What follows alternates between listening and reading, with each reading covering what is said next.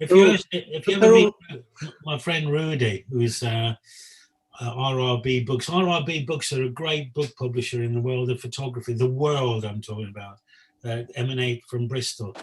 And it's run by Rudy. Rudy looks like a bulldog. If you look at him, he looks just like a bulldog. And you think, am I looking at a bulldog? Oh, no, I'm looking at Rudy. Sorry, Mike. I don't want to be funny on this. I'm going to be very serious. Sorry, Vaughn. Am I okay? Brian, just carry on. You're buying me some time here because I'm actually okay. I'm just trying to learn this. So I believe we're live on YouTube now. So you just carry on, guys. I will be with you in a minute.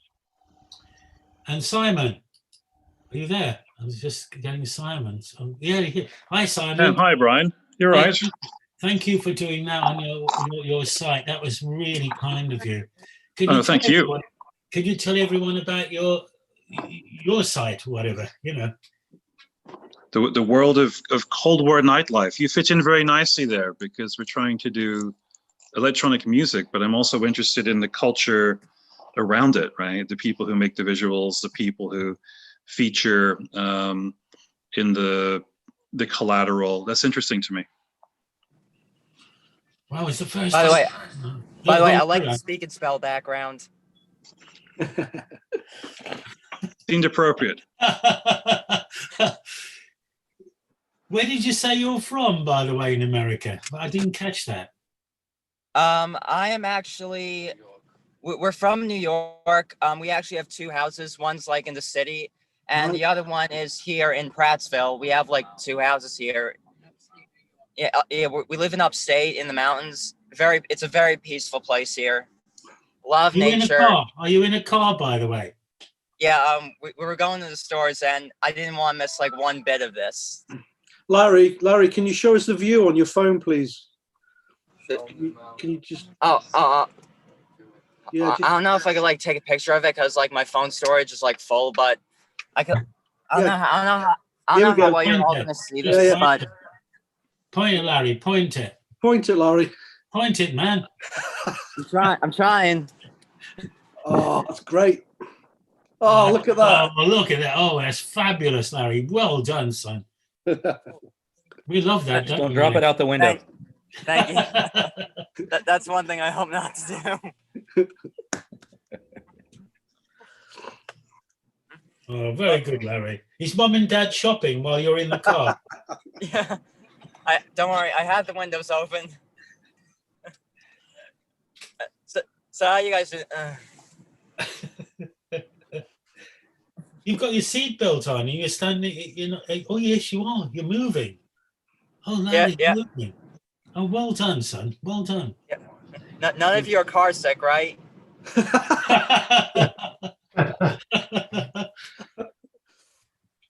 If we can survive the Shake the Disease video, we can survive you. You know how hard it is for me to shake the disease. It takes hold of my tongue in situations like me. Oh, wonderful. Oh, Larry needs his own TV show. Mike, we spent a lot of years together, didn't we? We went all over the world. I'm sorry, Mike is a filmmaker. Michael Prince, who's joined us. We went all over virtually all over the world, didn't we, Mike, together? Yeah, we went. He put up with me. It was really good. Oh, I just followed you. I just followed behind you, Brian. And when you allowed me, took some video. When I allowed you. Where did we go, Mike? Name all the places. Beijing. We went to Beijing, which was amazing. Poland a couple of times. Paris, London. South of France, Marseille. Yeah. Yeah. And you made a film called The Surreal Lives of Me, by the way, Brian Griffin, didn't you, Mike? Which is available, isn't it, on the internet? Yeah, really cheap, actually. Too cheap. Isn't it, Mike? It's about 20 quid. You can find it. Where can you find it, Michael, your film? It's on my website, princefilms.co.uk. It's a really good film. It lasts for 55 minutes plus extras, isn't it? Yeah, it's about an hour. Yeah. I'll post a link somewhere on here if I can. Somehow. To be honest, guys, this is the best like virtual meet and greet I've ever had. I know it's my first one, but it's just been all out amazing. Oh, I love Larry. Mike, I haven't met you before. Mike in Seattle. Please introduce yourself and tell us about you. Hey, yeah, thanks, Brian. Thank you, Mike. So, yeah, I'm just out of Seattle proper. I'm in what's called West Seattle, which is southwest of downtown. But I originally grew up in Anaheim, California. So I was part of the huge Depeche Mode alternative K-rock movement in the 80s, and much like Rob calls me the what do you call me, Rob? The Seattle version of me. The Seattle, yeah. Because we were at many of the same places at the same time. We were both at the Rose Bowl and the Warehouse, and a lot of the big events, and grew up probably less than 10 miles from each other.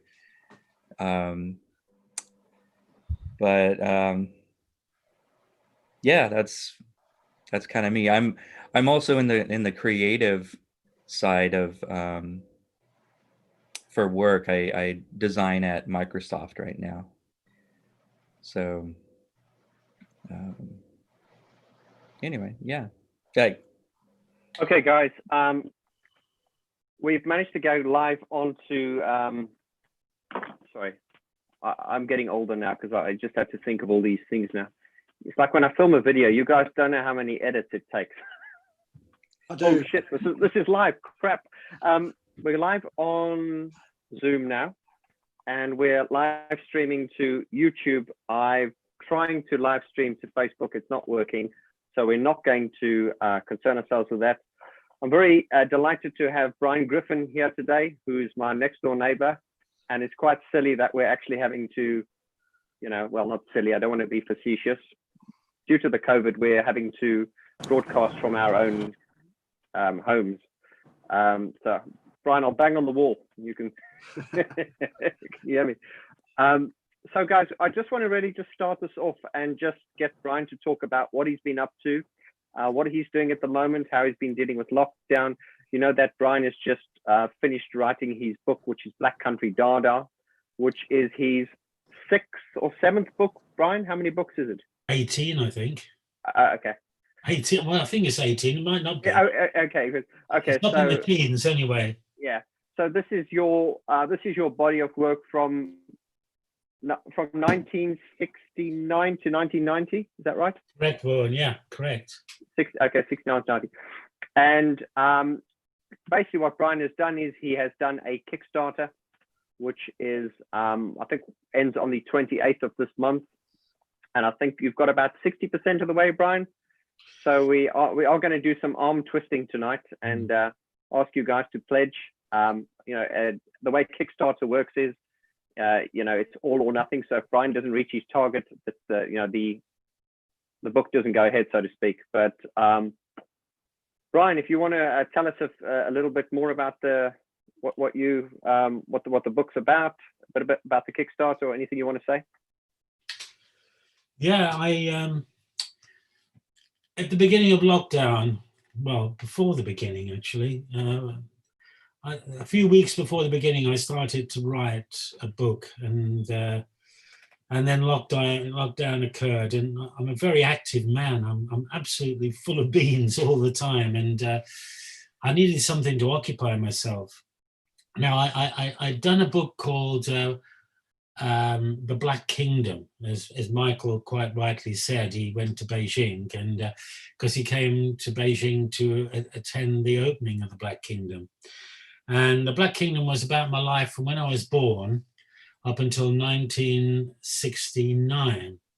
And that was the Black Kingdom, Volume 1, which is still available. You can find it on Dowie Lewis Books, actually, DEWI Books, Dowie Lewis Books. And then Volume 2 is called Black Country Dada. It deals with the years 69 to 90, as Vaughn quite rightly said. And I sat down and wrote all about my life. I must admit my life was rather crazy, so it was difficult to remember certain things. I will not go into more detail about it, but you can imagine going through the 70s and the 80s. One had, one did things that one lost one's memory by. And because this is a clean Zoom, this is not a rude one. Is it? And I'm sorry. And so I wrote it, and it's about, at the moment, I'll still add some more, so I've got so much more to write. But anyway, the book is about 65,000 words I've written. I've never written a book before. I didn't want a photographer or a ghostwriter to write my book. I wanted to write it myself. I want to say it as it was, what it was like, how crazy it was, how difficult it was, what it was like to be a young man starting life as a photographer, and all the occurrences that happen, the places I lived, the influence of living down here in the East End, where Vaughn now lives, in Rotherhithe, and the effect that had upon me. And then going around the world, I went to, by the way, Larry, and by the way, Rob, I went all over America in the 70s and the 80s. I've been there. I went there a hell of a lot. All about my experiences in America, some crazy experiences you can imagine, in New York with bands and things. So the book is filled with stories, and there are lots of images in the book. What else can I say about it? It's a hardback. There won't be many copies of it. Maximum it's going to be worldwide is 750 copies, but it might not be 750. It might be 500 copies. So anyone that buys it or has bought it, as Rob certainly has, and I know Tracy has, and I know, excuse me if I've missed anybody, but Simon has, it will become a collector's item. Well, not immediately, but eventually. And of course, Michael's bought a copy. Although, you know, I should give him one for making all those films, but he's bought one. He always supports me, and by the way, I just want to interject here, was that Michael actually came over to Woodge when I launched Pop, didn't you, Michael? It was really embarrassing because Mojo magazine is a very, very famous magazine in England. It deals with the music industry. It's probably, you know, one of the top magazines in the world now, actually, because they, and I offered a prize for everyone could go forward for a prize on my last book, and absolutely embarrassingly, it was drawn out by the editor of Zoom, and Michael won the first prize. I was so embarrassed, I felt like chucking it back in the pot, you know, instead of pulling someone else out. But no. So he has followed me. So if you want to pick his brains anywhere, in any way over the last, well, 10 years. Oh, I've known you for 10 years now, Brian. 7 years, then please do. 10 years. 10 years, sorry. Then please do. So there'll be 750 maximum, 500 copies. It's a hardback. It'll be printed immaculately. It'll be designed beautifully. I will post it out. I'm going to post it out personally and label it personally to whoever pledges, whoever buys it. And also the prints inside it, Michael knows this, and people who know me, it's a fantastic printer called Mike Crawford at Lighthouse Darkroom. He's doing all the prints. If people have fortunately can afford to buy the pledges that exist on the pledge, he's printing everything. So it'll be absolutely immaculate prints signed by me. So basically, it's a really great project. It will be designed in the very end of October, and will be designed through the whole of November. It will go through the final processes and go to the printers at the very beginning of January, and then be out of the printers in the middle of February. That's the plan. And then I start posting them all out at the end of February. And I also have a small opening down here at where I live, where everyone knows me.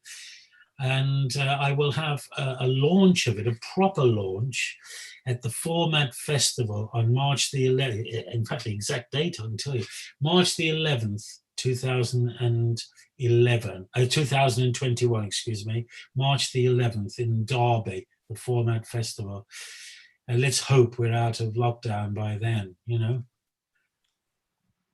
Anything else? That's just the basic rundown.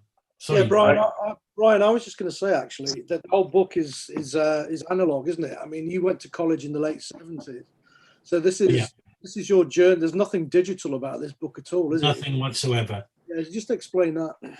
Yeah, you're right, Mike. I mean, everything was done in the camera in the book. I mean, I made lots of inventions. I have to boast about. In the 80s, when I had a studio down here in Rotherhithe, I made lots of inventions in how to special effects in photography. I invented light machines. I produced my own light machines. There are examples of the work in the book of these machines, these basic ideas. I mean, you can see some of them. I mean, like, for instance, Mirror Moves by Psychedelic Furs is a very complex machine I invented. Very simple in terms of construction, but very complex in, can we say, invention, I suppose, being invented. There are basic things like John Fox, you know, his album cover for Golden Section, which operates Nickerelastic. I use Nickerelastic a lot as an effect, especially with King Sunny a Day, John Fox. I use them very effectively, I think. King Sunny a Day in terms of, what's his album called? It's called, starts with A. I'm getting old. What have I lost it, Mike? What's it called? Mike's looking it up. Yeah. Aura. It's called Aura. King Sunny a Day Aura in the mid-80s. That's a very good example of a complex in the camera. As Michael said, all the effects were done in the camera, on film. There was no Photoshop around then, really. Well, certainly the military might have had it, but we didn't. And I had to do it all in the camera. So when you look at the roll of film, it's actually there. And if you all the Depeche Mode work, you know, it's all in the camera, using flashlight with available light, taking the flash guns all the way up to a mountain, like in terms of construction time again in Switzerland, with Norman flash packs, which you put over your shoulders and you walked up. They were called Normans, made in America, Larry, made in America, Rob, made in America, Mike. A great equipment. They probably, you can pick them up secondhand. They're called Normans, and they have a wonderful reflector that gives a beautiful light, flashlight that is, and they're battery powered. So we took all those up there, 3 of us. There was an assistant called, my assistant was called Stuart Graham, and it was his brother. He'd just come back from a war. We'd been at war with the Argentinians, and he'd come back from there. So that's why he's climbing up a pylon, for instance, in that he was a Marine, like a really fit Marine. Marines are incredible soldiers from the British Army, and he's climbing up that pylon on the front cover of the single, you know, in the Depeche Mode single. Rabbit on now, Mike. I'm rabbiting on, aren't I? Oh, that's fine, guys. You can just jump right in. We've got some flow here. There are no rules here. Brian, once again, thank you very much for joining us on this live stream. I'm going to have, as I say, we're streaming live now on to YouTube. I couldn't get the stream going on Facebook, but never matter. And I've got a few of the YouTube community now that are joining in now. So guys, we can admit up to 100 people on this live chat.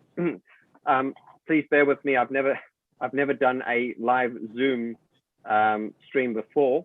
So I'll do the best I can to make sure that we don't have any dropouts and stuff. So your opportunity to ask Brian any questions you want regarding his book, and also any Depeche Mode questions. Also, if you can't get onto the chat, guys, if you're busy watching live on YouTube, just type your messages below and I will try and get Brian to answer the question. Right, so put your hand up if you want to ask a question, and I feel like a school teacher now. So. Larry, go ahead. Oh, it's Larry. I never thought so you'd ask the question, Larry. Go on, Larry. Ask me a question. Is that a Oh, no, is that sorry. a Moog Voyager? It's like right beside you. What's that? Yes, Is that's that right. a Moog? Yeah. Wow. I thought the Emax was shocking, but that's shocking. Yeah, it's all pretty shocking. Yeah. Wow. Well, fanboy. We should get you a siren, Larry.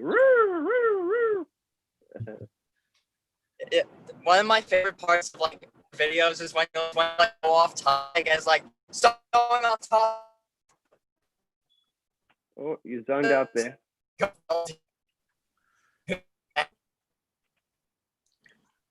Okay, I'm probably just going to mute Larry for a second. No, I don't mean that badly. It's just because he's obviously dropped out. It's like, Esperanza, you've joined us. Muting forever. Brian, there's Esperanza over there. That's one of the lady who just bought prints from us last week, and her prints got damaged in the post. My apologies about that. We'll get you some new ones shipped over next week. Guys, anyone else for a question for Brian? Just raise your hand. And oh, yeah, Mr. Helm, go ahead. Simon, you're on. Just to jump in, because I didn't get to ask him this one before, but Brian, can you talk a little bit about the kind of equipment that you've really enjoyed working with? Because you've worked with some very big name manufacturers, right? You've been very close to some of the very high end manufacturers, and I'm also interested in the story about how you broke the Vogue dream. Oh, right, yes. Absolutely. So at that point in time, well, I'll explain what Simon's talking about. What happened was that I was invited to take a photograph for Vogue. Now, Vogue at that present moment in time in photography in London, anyway, was the pinnacle of magazines to take pictures for, really. It was a very well-famous magazine, Vogue is, and that was the one to get an assignment. So I got an assignment, interestingly, which you may all know, from the art director there, who later on in life, around about, I did the first copy of it actually, 78, 79, I think, was ID magazine. It still is ID magazine. And I did issue 1, and I think I did issue 2 and 3. I can't remember. It's certainly 3. Issue 1 and issue 3. That was designed by Terry Jones, or supposedly designed by Terry Jones, in the sense that I'll go further with that later. But so Terry Jones was the art director of Vogue. At that present moment in time, I was absolutely delighted to get a commission. And it was with a man in London. He was somewhere out like near Tracy's area, meaning it was probably a bit more posh actually, Tracy, in the sense that it was somewhere over in West London. And I went to see him, and he was very, very nice. And I went into his house and had a look around, and I said, I'd like to do the photograph in the lounge. He said, that's fine. He said, but I've got to take someone to the airport, a dear friend to the airport. I'll be gone for about an hour or so. Would you mind waiting? You can do what you like, just set your camera up or something, and I'll be returning to have my photograph taken. Well, whilst he was away, I cleared out the whole of his big lounge, everything, all the furniture, all the fittings, everything that he possessed in his lounge. I just left 2 candlesticks And he came back and he was absolutely, well, he was quite, oh, there he goes. There's Mike, look, showing you the picture. He was absolutely horrified at what I'd done in his house. And he complained to Vogue. He phoned Vogue up after I'd taken the photograph, and I had submitted the photograph to Vogue. They said, we can't use it. He's submitted, he's complained about you. He said he's just absolutely bereft. Mike's guy. And so they didn't use the photograph. And then I was phoned up and said, would you come in to see us? So I went to Vogue House, which is off Oxford Street or off Regent Street. And Terry Jones took me out to a coffee shop down the street, wherever, near, I forgot what it's called now. But he took me down there and said, Brian, I can't work with you again. You're destroying the Vogue dream. And I didn't quite comprehend that. What have I done? You know, I've only photographed a guy and taken all the stuff out of his lounge.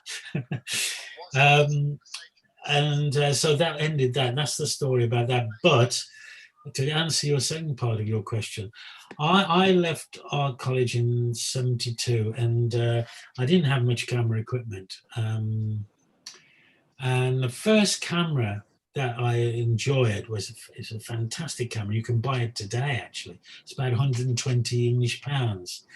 It's called, because it's so old, but it's so brilliant. It's called the OM1. I've actually sold my M1s, and then I got given the OM2. I went to Japan and had an exhibition there for Olympus cameras, and I was given the OM2 by the designer of cameras for Olympus. He handed it to me personally, and I still use it. It's a fantastic camera. If you can see an OM1 or an OM2, great lenses, they're Zico lenses, they're fantastic, and it's a great camera. It's got a great light meter in it. You can go by that light meter. It's wonderful. So that was my first stage. Then as I progressed through the 70s, I did a lot of my editorial 35mm on this OM1. And then I progressed to a Hasselblad. I shot Joe Jackson's White Winkle Pickers on the OM1. It's a cropped 35mm image. I shot, what else did I shoot? Well, you probably don't know this album, Graham Parker's Parkerilla on the OM1. Fantastic camera. And then I progressed because I thought I've got to get a square camera because, you know, I'm doing square album covers. And I got an Hasselblad. Now, Hasselblads are just incredible cameras. It opened up a new whole world for me from the late 70s. In the case of Iggy Pop, was one of the first people I did on anything. And then every album cover after that I shot on the Hasselblad. And it all went all through the 80s. Now, with the Hasselblad, it's easy to do double exposures. I used to do double exposures on the Hasselblad. I used to do treble exposures in the case of King Sunny a Day. All the album covers I shot were on the Hasselblad, but using double exposures, you know, and you can fit a Polaroid. Oh, hello, get off there, Larry. And then you put the Polaroid back into the camera, and can I get rid of Larry? Larry, I want to get rid of you for a second. No, that's actually, fine. Not. Oh. Okay, and answering Simon's question, and yeah, I carried on with the Hasselblad, did all the work. All the work was shot on a tripod. Every picture I ever took on the Hasselblad was shot on a tripod. I used tungsten light, always tungsten light through the early 80s and the late 70s, and daylight and tungsten. And then I developed up to use tungsten and flash. I used to use my tungsten light to get drift of people moving, people drifting, and then flash to trap the motion. So if you see my pictures, like say Rebel Yell for Billy Idol, the album cover, he's like drifting and he's frozen. So I'm just going to say one last little thing about drifting and freezing. If you like a photograph that the person like drifts into and then he's frozen, start from the end of the motion. Like Billy Idol, he started from the end and then he drew his body back to get the motion in the Rebel Yell album cover. And then I've got some things here. Can you see these very well? I've got some album things here to show. Can you see these okay? Yeah. Yes. There it is. There's what's that for? It's, I got that for 100,000 copies, which I suppose is a very early. They probably sold about 10 million in the end, but that's Depeche Mode's A Broken Frame album cover with a gold disc. They sent me a, well, it's not a gold disc because it's only, is it a gold disc? Maybe it is. It's gold. 100,000. I assume you like other bands apart from. I know this is a Depeche Mode thing.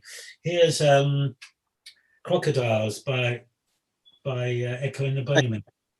Was the first album cover. Ah. Who's Echo and the Bunnymen fan? I heard someone say, Love Echo and the Bunnymen. Rob. Love Hi, Oh. They feel like Bunnymen. Echo and the Sorry? Bunnymen feels like a big fantasy band. Echo and the Right. Bunnymen just feels like one big fantasy band. Can't Like get if you into listen it. to songs like Killing Moon, Oh, it's incredible. And this is another one. This is the great album that I did, although it was a basic photograph. This is Evan Up Here by Echo and the Bunnymen. This is for a silver disc. It's for how many albums? 60,000. It's not very many, is it? They probably went on for sold a lot more than that. This is, as I say, Killing Moon. Sorry, but I also did the Killing Moon video. That was the first video I ever did in my life. Was the video for the Killing Moon. It's not very good actually, but anyway, I digress a little bit. Okay, anyone got a question? Raise your hand, please, and we'll. It's Mr. Rom, please go ahead. Your question for Brian, please. So seeing those fantastic awards that you have, do you actually hang those up anywhere, or do you just kind of store them? No, they're just they're just down there in a pile actually. Well, I don't really hang them up. I mean, I should be proud of them really. I've also got Construction Time Again, and I've got Elvis Costello's. I've got a load. I've got Elvis Costello's. I did the inside bag of Armed Forces, which is a great album in the late 70s. I've got about 12 actually. They're just all like lying over the corner of my room here, really, which is a little bit. But I mean, they deserve a better situation than they're in, most definitely. So how much do we have to pledge to get one of those? I don't know, $5. I don't know, Rob. Well, how much do you think they're worth, those? And plus all that. Those things, I would say, at least probably worth about at least $1,000 to $2,000. Yeah. If I go broke, I might pull you up on that one. All right. Is that okay? You're the first on the list to get them. Perfect. It's good to see you. Good to see you as well. Cheers. All right. Any more questions for Brian? Mr. Kennedy, and ask you to join us from your lair. Your question to Brian, please, sir. Hello, Vaughn. Hello, Brian. Have you ever experimented or messed around with things like silver nitrate in the developing process? The whole Joel Peter Witkin thing. I met Joel actually. I gave a talk in Washington. Was it last year or the year before? And Joel was on before me. I mean, I love Joel's work. Joel's printing is fantastic. The quality of Joel's work is fantastic. I mean, his subject matter is debatable, of course, for most people, I would have thought. Yeah. Do you agree on that? I totally agree on it. Yeah, it's you do agree on hell. Yeah. Just to give you a little example, Joe, excuse me, I didn't catch your name. It's not on this. Sean. Joel Peter Witkin, one of his photographs, just to get you, can we say, in tune with Joel Peter Witkin, is is a headless man. Oh, I'm very familiar with his work, but You are. it's I'm his going to tell the development people here. process. Yeah. What Joe, I just wanted to introduce people by saying this. But what Joel likes about his photograph of a headless man, it's a real man, by the way, who lost his head, was the fact he's in his socks. I mean, Joel Pidwicken loves the fact that he's in his socks. You know his socks. His portrait is in his socks, the headless man. Anyway, I wish Michael, what we should get on next time is the darkroom wizard, like a wizard, is Mike Crawford of Lighthouse Darkroom. He's written books. I mean, you can get Mike Crawford's books. He's the one who can tell you about that. I'm really boring actually, because I never played with anything, never played with any process whatsoever. I just wanted to capture everything just basically. You're really a behind the lens guy. Rather yeah, than I am actually. Yeah, I am. Yeah. Okay. Yeah. But so I can't answer your question, but maybe we'll get Mike Crawford on one of the next talks, and he can answer all those sort of questions very well. Lovely. Thank you. Sure. Okay. I see Lloyd's had his hand up. I'm still trying to learn this. He's got his hand waving at me on the little icon thing here. So I'm going to let Lloyd ask the question. Then Mike, you're next. Lloyd, go ahead. Your question for Brian, please. Hey Brian, how you doing? Hiya, Lloyd. Nice to see you again. Nice to see you again. So as you're aware, Brian, it's the 40th anniversary of Ultravox's Vienna. Yeah. Yeah, I was wondering, when you got that, that edition sent to you, did it bring back memory lane of the photo shoot? Did you bring back fond memories? And do you remember much of it, considering it was 40 years ago? Yeah, I mean, I do remember. So, I mean, there is a piece in. I hate to keep on promoting it. A piece in my book. I mean, there is an Ultravox piece in my book. I went to Mickey Most had a famous studio in the 70s and the 80s. Certainly, maybe the very early 70s, late 60s. It was a very famous studio, Mickey Most. All the stars went there. When I say all the stars, I mean all the pop people went there. And I went there because Ultravox asked me to meet them there. Well, in fact, Midge Ure asked me to meet them at Mickey Most studio. And it was north of Marylebone Road. It was like quite near Baker Street, going down towards Regent's Park, and it was on the north side of the road. And I went in there, and I mentioned this more than once, I'm sure, so I'm boring for some people, but I met Connie Plank. I could not believe I was meeting Connie Plank. Connie Plank was like, because I'm into krautrock and I followed krautrock since the late 60s into the 70s through obviously Can and Noy and Olga Zuke and Cluster and all those people. And there he was. And I was going to be sitting next to him while I waited for Midge to finish downstairs in the big, I don't know what you call it. We were up in the control room. He was down in the studio, and he was got the cans on. You know how to go. They put their hands on their cans, either side. And he was going, oh, Vienna. And I was sitting next to Connie. I was like I couldn't believe it. And I can't remember who else was there. Obviously, the designer of the album cover would have been there, I think, because it is 40 years ago. And then I seem to, they came down to my studio, which was in Rotherhithe, London Southeast 16.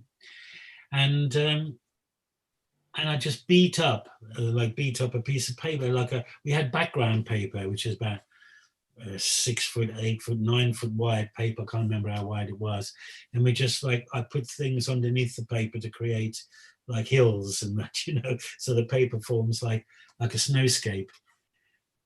And I remember just photographing them there under my tungsten light, as I was telling earlier when Simon asked me the question.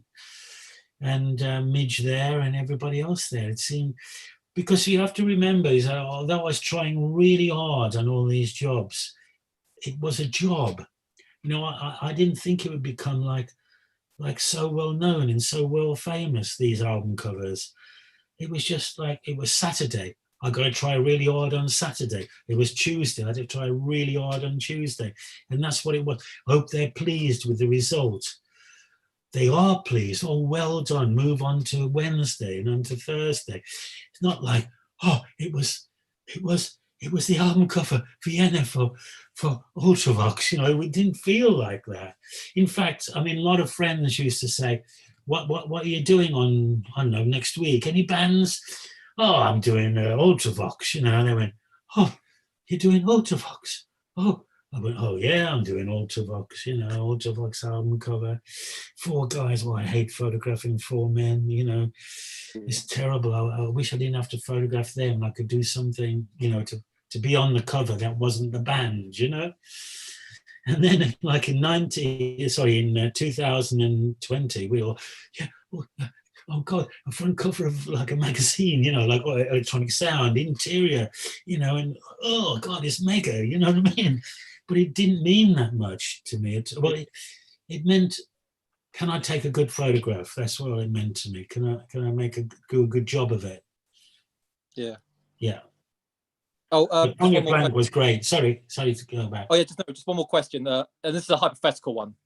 If me and Vaughn can arrange it, would you be happy to do like a reunion interview with Midge about Vienna, the album? Yeah, of course. I mean, Midge was quite funny. He was in the Rich Kids. I'd met Midge a few years earlier. Obviously, I went on later to do John Fox, you know, which John Fox had been Ultravox earlier, but I had not met Ultravox before with John Fox. This was the first time I met them. Midge was like, I always found him a bit standoffish. Oh, okay. A little bit into, I don't know how to explain it really. Okay. It wasn't easy. I think if he felt, I mean, I never gained any respect from them. They just used me as they were told to turn up and be in my studio sort of thing, you know, so they turned up. They were very professional. They didn't say very much and they just did their bit and they just went away. Because I photographed them a few times because there was a famous magazine in England at the time, that only lasted 9 months, called New Sounds, New Styles. Have you ever seen that? It was a really good magazine. I did a lot of bands for them, and I did 3 sessions, I think, with Ultravox. One was the album cover, and 2 publicity sessions for them. Okay. Of which one was for New Sounds, New Styles. If you ever happen to see a copy. Oh, okay. I haven't got a copy. I think it was rare as rocking horse poo, really. Yeah. Oh, Right. That was the Sound magazine. Is that done? Mike from Seattle, your question for Brian, please, sir. Yeah, Mike, yeah. From Seattle, by the way. From Seattle, yes. Seattle. So I wanted to show you, I do have more than just Depeche Mode covers of yours. Oh, well done. On vinyl. If you want but me my to question, explain how I did that, that's gonna. Everyone can just go and have a drink, and I can tell you how to do it. Well, actually, I don't want to ask how you did it, but because I think I've heard a little bit of it. But my question is, you know, it probably took a while to set this thing up, and it's on the front and the back. Did you use this technique or effect or whatever for anything else? I did. After that, I used it after that because it existed. That construction that produced that cover existed. I didn't want to throw it away, and here we go.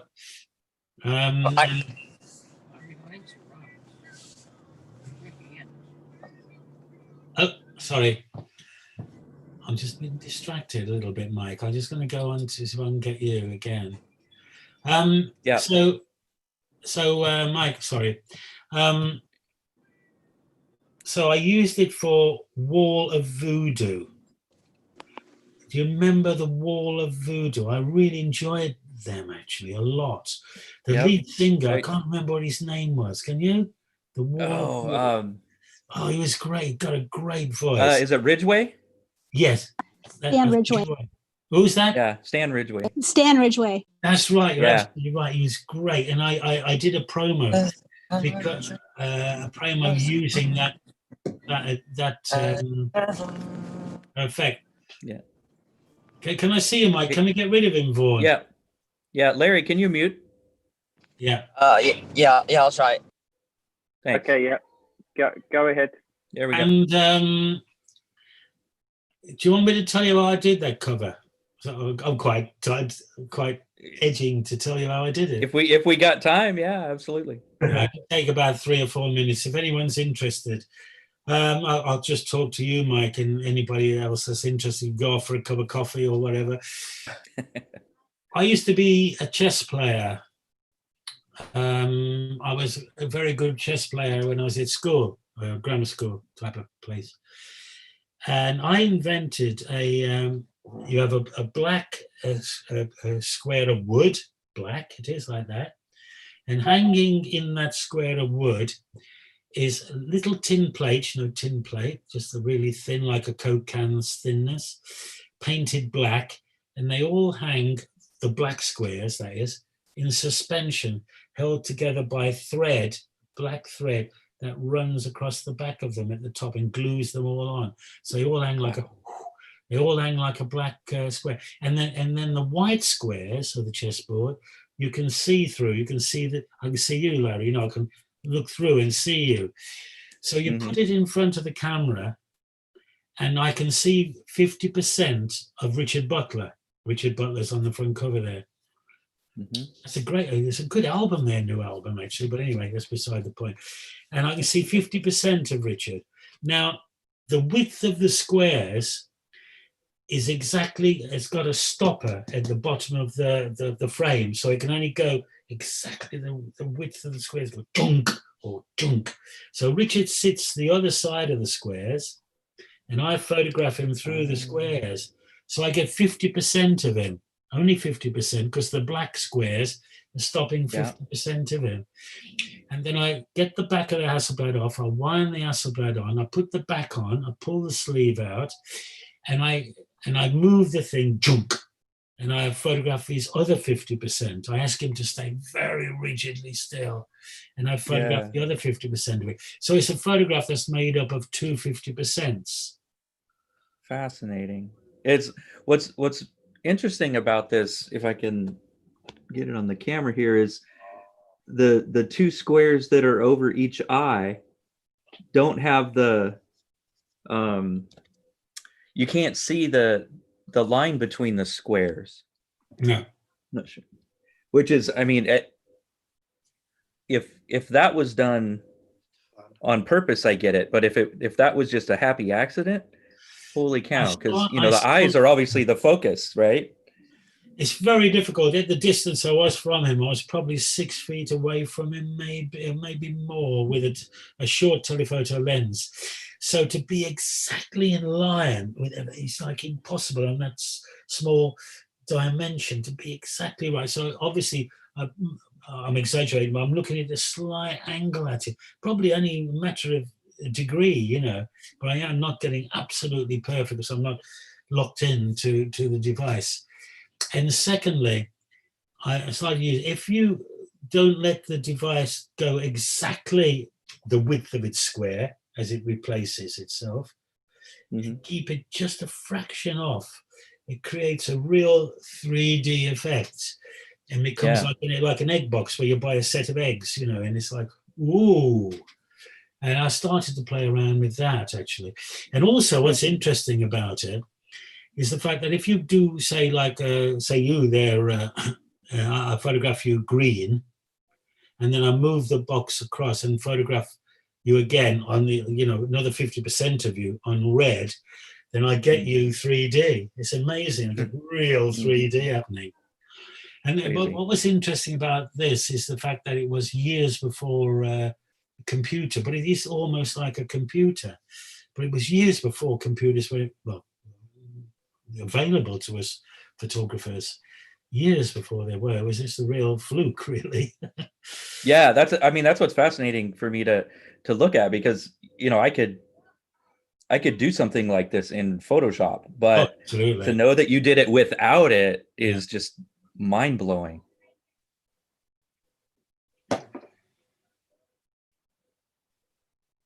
Well, no, it's just one of my favorites, really. That I actually, because I was instructed to photograph Richard Butler, who's the guy on the front there, cycling first, through a bathroom window. You know, those bathroom windows that have got like the squares, they all go all weird. I said, no, I don't. I don't want to do through a bathroom window. I'm going to invent something. And I actually invented it. Then obviously a set builder built that for me. He was really immaculate at building things like that. Brilliant at it, and he built it. Yeah, well, a model maker, I should say. Yeah, that's cool. Yeah. Cool. Does that answer your question, Mike? Yep. All right. Who's any other questions there? There's a hand going up there. Oh, it's Mr. Rob Rom. Go ahead, Rob. Brian, so you mentioned that Connie Plank, you were kind of fanboying out, it sounds like. Is there any subjects that you photographed that you kind of were in awe of the fact that you were actually getting an opportunity to photograph this person? Ooh. You mean in bands and rock music? Anybody. It could be, even like your Margaret Thatcher or Paul McCartney or the Star Wars characters. I suppose Star Wars was pretty big. Obviously Paul McCartney, I'm working with him for a month. It's outside the limits of my book. My book finishes in 1990. I worked with Paul, I think, 2003, for a month. I was because you have to remember, I grew up when we saw the Beatles coming, to Shea Stadium, or coming back to Heathrow Airport, and all the girls screaming on the, they were like gods really to me, because I'm just a little younger than the Beatles. So I grew up through their development and through their, their fame really. It was just incredible. So to work with Paul for 1 month was just amazing. I've got nothing to show for it because he took everything, all my negatives, all my film, everything. He didn't give me anything, he absorbed the whole shoot. We got on really well. He started to call me Bry, which was really nice. Why did he take everything, Brian? Excuse me? Brian, why did he take everything? Why did they never see the light of day, those pictures? I had to sign a thing off, the fact before I shot it. Because my agent, Robert Montgomery, was the agent for Paul McCartney's visual output. He controlled all Paul McCartney's visual output. And him and Paul, I just had to give it all to them. It's just, I lost everything. Wow. But it was, you'd like that. It was filming, film stuff. And but the most incredible moment was I had to do an experiment over a weekend of, I shot the stuff on a Friday, a day's work on a Friday, and I had to show him an edited 3-minute version on Monday, what I'd done. And it was funny going into a private room with Paul McCartney on a small couch, only built for 2 men. And I sat down with Paul and we rubbed shoulders and rubbed our legs together with one of the great great heroes of my time, really, as a young man.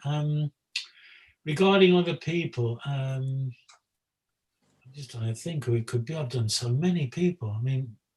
Maggie is in the book. Maggie was incredible. That was quite something. I met so many famous people, really. I can't think of any. Can you think of any, Mike? You're what? People that you've been in awe of. Is that what the question is? No, I don't know really. It's got to come from you, that one, bro. I say, oh, sorry, I've got to answer it. What about the Star Wars actors, Harrison Ford and Carrie Fisher? Oh yeah, of course. There's the Star Wars. Yeah, of course, that's pretty big. Can I say something, Brian? I always think that you're not particularly interested in the people. You're more interested in the image and your work. Is that true? That's true, yeah. That's probably true. I'm not interested in anybody apart from creating an interesting photograph of them. If they can't, if they don't Harrison produce an Ford, interesting it's fine. photograph, then I just, I mean, like I feel a bit. In fact, some of the most. Excuse me. Sorry. What's your favorite Beatles song? What? What's your favorite Beatles song? I quite liked "Please Please Me" at the very beginning of their career, really, recording career for me. Please please me, oh yeah. I mean, Like I'll please you. Da, da, Exactly, yeah. da, da, da, da. I have a lot of favorite Beatles songs, but my favorite would be Helter Skelter. Helter Skelter. Who did that now? Susie and the Banshees re-recorded it, didn't they? Actually, they did the song "Dear Prudence." Oh, was it Dear Prudence? Was not Helter Skelter? I don't know. Yep. You two did a cover of Helter Skelter. Who did? Okay. You too. You too. Yeah, Ral and Hum. Yeah. You guys are really like right on it, you know. What are your discs behind there, Ron, on the wall there, directly behind your head? You got discs. One of those is Alan Wilder's record, his gold record for Catching Up with Depeche Mode, and the other one is their tour manager Andy Frank's his platinum record for Violator for Depeche Mode. They're both Depeche Mode records. Wow. Did they give them to you? They auctioned them off through Omega Auctions in the UK. Alan had like a big sale of all. I think he was going through a divorce at the time, and he basically sold off lots of equipment and memorabilia. So I figured I'd pick up a couple things since they're my band. Wow. Anybody else got a question for me? Any questions, yeah, guys? Yeah, I got a question. Esperanza. Oh yeah, sorry. Sorry, was it Esperanza? Go Yes. ahead. Hi, Brian. I was just Hiya. curious if it's surreal to see your work on T-shirts, especially like that's kind of made a comeback of having album covers on T-shirts. Yeah, I mean, I decided to do that way back. Was it? I can't remember exactly. I think it was about 212, something like that. I did them 212, I think, or 211 or 212. I decided to do on T-shirts. It was with a company back then. I mean, I don't know how popular T-shirts are. I don't know because mine are not very popular anyway. I mean, they're okay, but they're not big. Do you have one? Do you have one?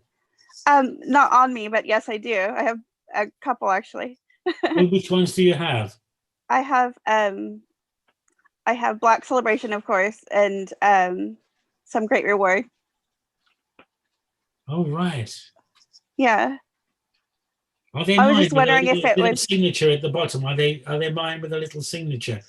Are they? Or are they? No, I don't think so. They're like, mute. Are they mute or what a mute? Yeah, they're official, but I think I got one at Hot Topic. Like, I was surprised to get it there. I don't know Hot Topic because I don't live in England. But I was just wondering if, like, you see someone in a T-shirt with like your album cover, you know, if that's surreal. No, I think it's, you know, what happens is that you know, when you did an album cover back then, you know, you signed off all the possibilities for it. You know, the album sleeve photograph itself, you had to accept it would be used in many different ways. And fortunately, way back then, it wasn't used in many ways. It was only like publicity or album cover or single bag, and that was it. Now, I suppose there's lots of different, like there's face masks, there's No, there's mugs, so there's all sorts of things now. But the record companies are very good. They don't like abuse the photographer. They're very good. They do phone you up and say, look here, we're going to do this. How much do you want? You know what I mean? Very kind of them, because we never had contracts back then. We'd never ever, I never signed one contract Oh, wow. between the 70s and the 90s. No, none. It was just by shaking of the hand, we will pay you, no problem. I never had a problem at all with getting payment from any of the record companies. And we just did it by word of mouth, we just get paid. No one's going to try and rip anybody off. And they never have. And then the record companies have been very good. Can we say, like reusing the work in the naughty now, I mean, obviously things happen now where album, like Ultravox has produced that where's a box set, and things. Now they phone you up and say, look here, blah blah blah blah blah. Elvis Costello, they phone you up and blah blah blah. You don't get conned or anything like that, or people being horrible. I'm not saying they pay you a lot of money, because there isn't a lot of money in the music industry these days, really. But they don't steal your work. Mike in Seattle. Mike in Seattle. Hi, Mike. Hey again. How you doing, Good on my second cup of coffee.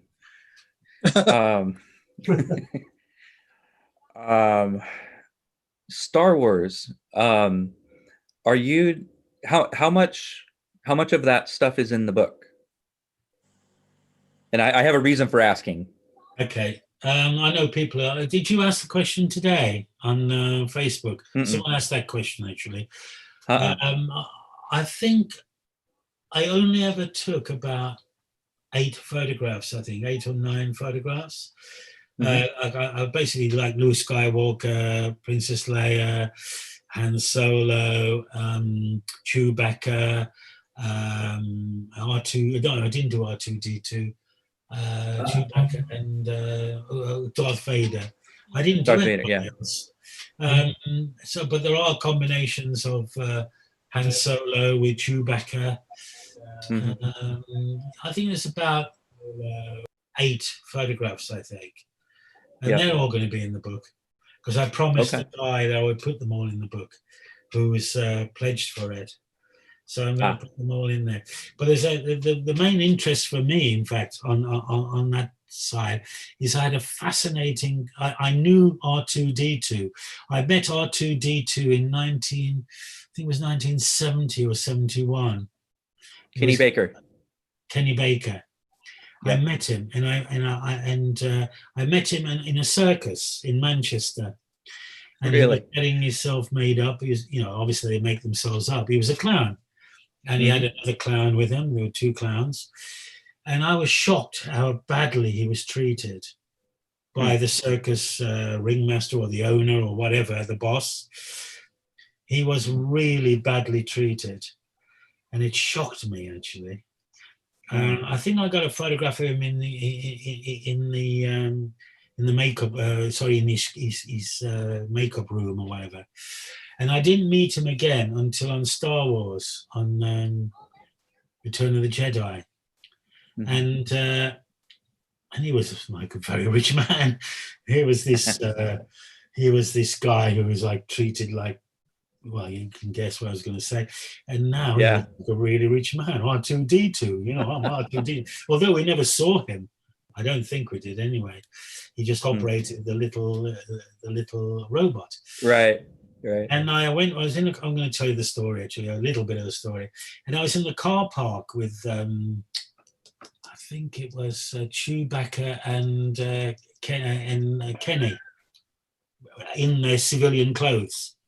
And Chewbacca had a stretched like a big Mercedes, top of the range Mercedes. And because he's a British actor, in his outfit or whatever. And he had especially tailor-made for him, being I think he was 7'3" or something. Yeah, thereabout. It was specially tailor-made for him. And parked next to it was Kenny's, again, big Mercedes. And that had been doctored for him. Like all the pedals had been increased in situate, you know, everything had been doctored, the Mercedes. He had a doctored Mercedes that he could drive, Kenny. 3'8", Yeah. Kenny was, you know, he's down like up to my waist almost. And they Yeah. had these two Mercedes there, both those British actors and circus clowns with their Mercedes. They'd made it big time. Yeah, that's awesome. The reason I ask is, well, also, I can't remember, are you doing any of the prints like you're doing for the Depeche album covers? Are you doing any of the Star Wars ones as individual prints? I can't remember. I think there is actually on the site. I think there's Han Solo, isn't there, as a print? Okay. I think there is one of the pledges is a Han Solo. I'm sure there is.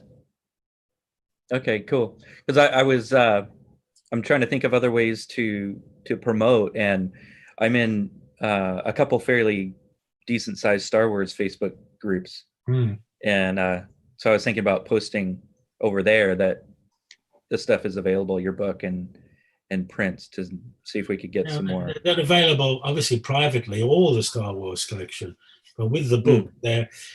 I mean, this book, I really want to get it out. So what I've done for just this month, because on the 29th, I think, it just stops, is that all the prints are really cheap, like really cheap. And I'm sure, but then if they want prints after, like beautiful prints, no one's ever bought a Star Wars photograph from me, ever. Really? I can't believe it. Yeah, that's hard awesome. to believe. It's like crazy. Yeah. They're really. Yeah, because I was just looking at them, and they're, you know, those would look amazing on the wall. They're beautiful. They're all on Hasselblad. They're all beautiful technically. I mean, he sacked me in a way. I mean, George Lucas sort of sacked me in the sense that he only got me in for like maybe 2 days to do those portraits, and then he did that, and then he sent it back in a FedEx envelope, all the rejects, you know. Yeah, it was really funny, but he wasn't the best of the Star Wars directors. He wasn't, was he? He really wasn't. No, his choices Richard is it Marquand or something? When Return to the Jedi. Yeah, I think so. Question? Question, yeah. Go ahead, Larry. So, by the way, Simon, I like that speak and spell background. So, what did you think of like the Star Wars holiday special? That's for Brian. For me, I don't know what that was. I'm not a Star Wars fan. It was just a job for me. Because I figured that we were like talking about Star Wars. No, it's a set of photographs I've taken way back. Yeah, 82. It was the worst show ever made on television. Brian. Yeah, I just saw, you know, like. Ever. Thank God I missed it then. Right, who's Krills? Sorry, is that a nickname, Krills? I was going to unmute you. Hi. Hi. My name's Hi, yes, Christopher. Krills. Your question to Brian, please. Yes, hi Brian. Nice to meet you. Yeah, nice to meet you as well. Hi. I was wondering, I read an article recently where they said that album covers don't matter anymore, that people don't care about album covers anymore. What's your take on that? Oh, well, fair enough, I think. I mean, to me, it was an art. It was I don't know. It was an art. I mean, there were art pieces, weren't they? I mean, there were. I mean, they were so important at the time. I mean, it's an old time, isn't it? It's way back, and I mean, you know, they sat in the shops. They sat in the shop windows. They projected a band. I mean, everyone went back home, holding their cover and looking at it and playing their band's music, looking at the cover, and we treasured it, and they become treasured, haven't they, in people's collection? I mean, who said that anyway? YouTube critic called Needle Drop brought it up, but it wasn't him who wrote the article. I could look it up for you if you want to. No, perhaps it makes sense, I mean, they're not needed, are they? Let's face it. Yeah, well, I disagree on it. I love album covers. Like, I mean, they're fabulous. As you say, it's art. It's art, exactly. Yeah. The chance. And they're 12 inches square. It's really lovely to hold them, isn't it? And I don't know. But people come up with, I don't know how to answer questions like that, really. It's okay, just wanted to hear your... Don't you think? It's like really, sorry, it's not your fault to ask that question. It's the modern world, man. It's the modern world.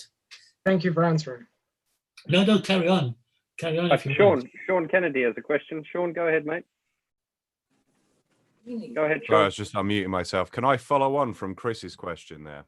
Yeah, go on. Because the interesting thing there is a lot of your album covers are the photography of an element or a band member or a group. And not all album covers require that. So your career could have very easily gone the more promo shot way for bands, but not necessarily album covers. So in that regard, would you have been just as content in your chosen career path, say taking promo shots for press, than say creating? I guess what I'm trying to say is, where's the line with what you do between graphic design and photography in your era where it was optical and totally analog and there's no digital tomfoolery going on? Well, I mean, like, did you ever get my Pop book, by the way? I just wanted to ask you that. My book Pop, did you buy that? No, right. I haven't seen it, no. Well, a lot of my work was for publicity.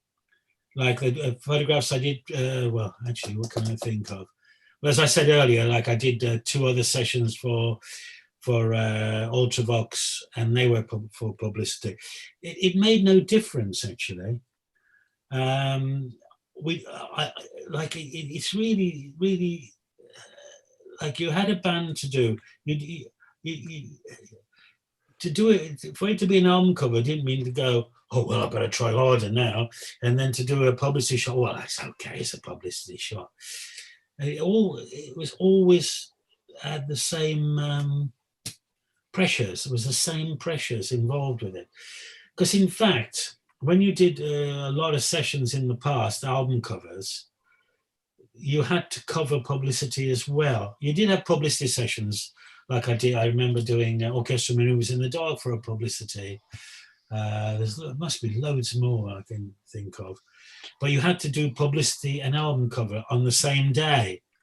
So you had to go for the album cover and you had to go for the publicity. You didn't all of a sudden relax, okay, we've done the album cover, we can relax now. Because in fact, they looked at the whole session of the day and used what they liked as the album cover and what they didn't want as the album cover as the publicity. They took certain images for the publicity, certain images for the album cover. And it was generally done in one day. You were shooting the album cover and the publicity. Obviously, in the case of Depeche Mode, you only shot the album cover because, I mean, there were album cover sessions. The band weren't there, well, most of them, apart from Vaughn, help me here. The album cover up the street. Sorry. The album cover we shot up the street. Are you talking about People Are People? People Are People, yeah. That was the only one where the band were in. So the Depeche Mode album covers were very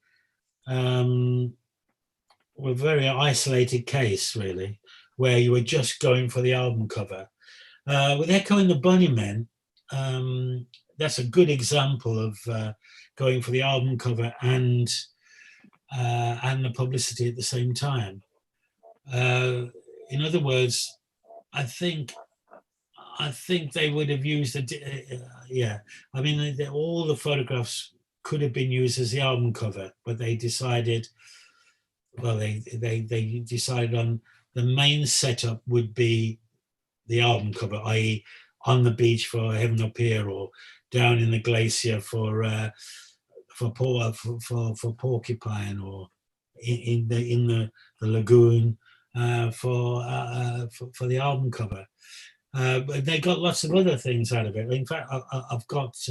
I can show these later, Vaughn. I've got. Obviously, Sure. I can do a split screen with. And Sure, things absolutely, yeah. If you want to talk about other things between you, I can bring a split screen up, but it's up to you really. Later on, or whatever you want to do. Okay. That. I just want to quickly, Mike from Seattle. Sorry, Mike.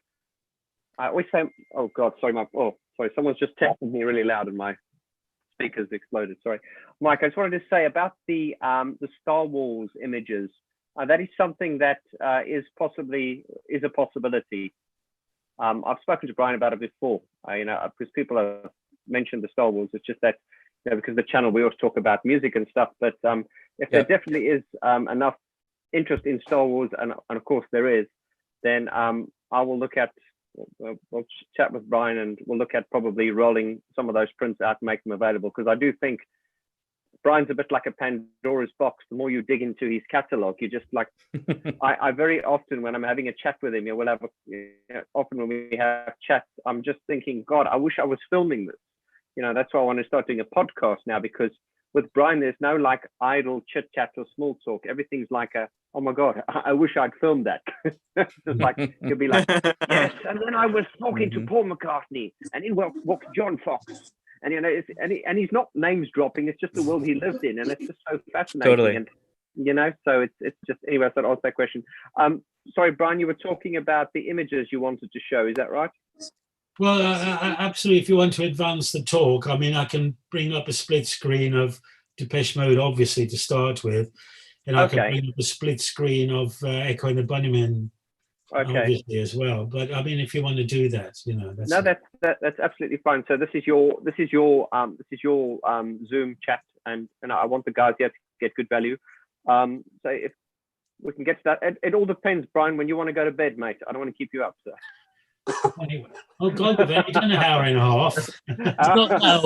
I told you, time flies when you use. It's so much fun. You say you'll only do an hour, but it's when you're on it, the time can go so fast. Don't we know that well, Rob? Where are you, mate? Yeah, we know that, Rob, don't we? Yeah, we were on till 4 a.m. in the Depeche Mode global chat last night. Yeah, exactly. Mike, you've got a bridge behind you, haven't you? Michael Prince, you've got a bridge behind you. Yeah. Are you on there? Are you over the banks of the Forth, whatever it's called? It's not Edinburgh, no. I think it's San Francisco, isn't it? Yeah, are you in San Francisco, Mike? San Francisco. He gets around. Where the sun apparently doesn't set, Mike. No. Thanks, Ron. I'm just. Can you see me? And can you see that? What can everybody see? Are you sharing? I'm not split screen, Joe. I'm on a split screen. Sorry.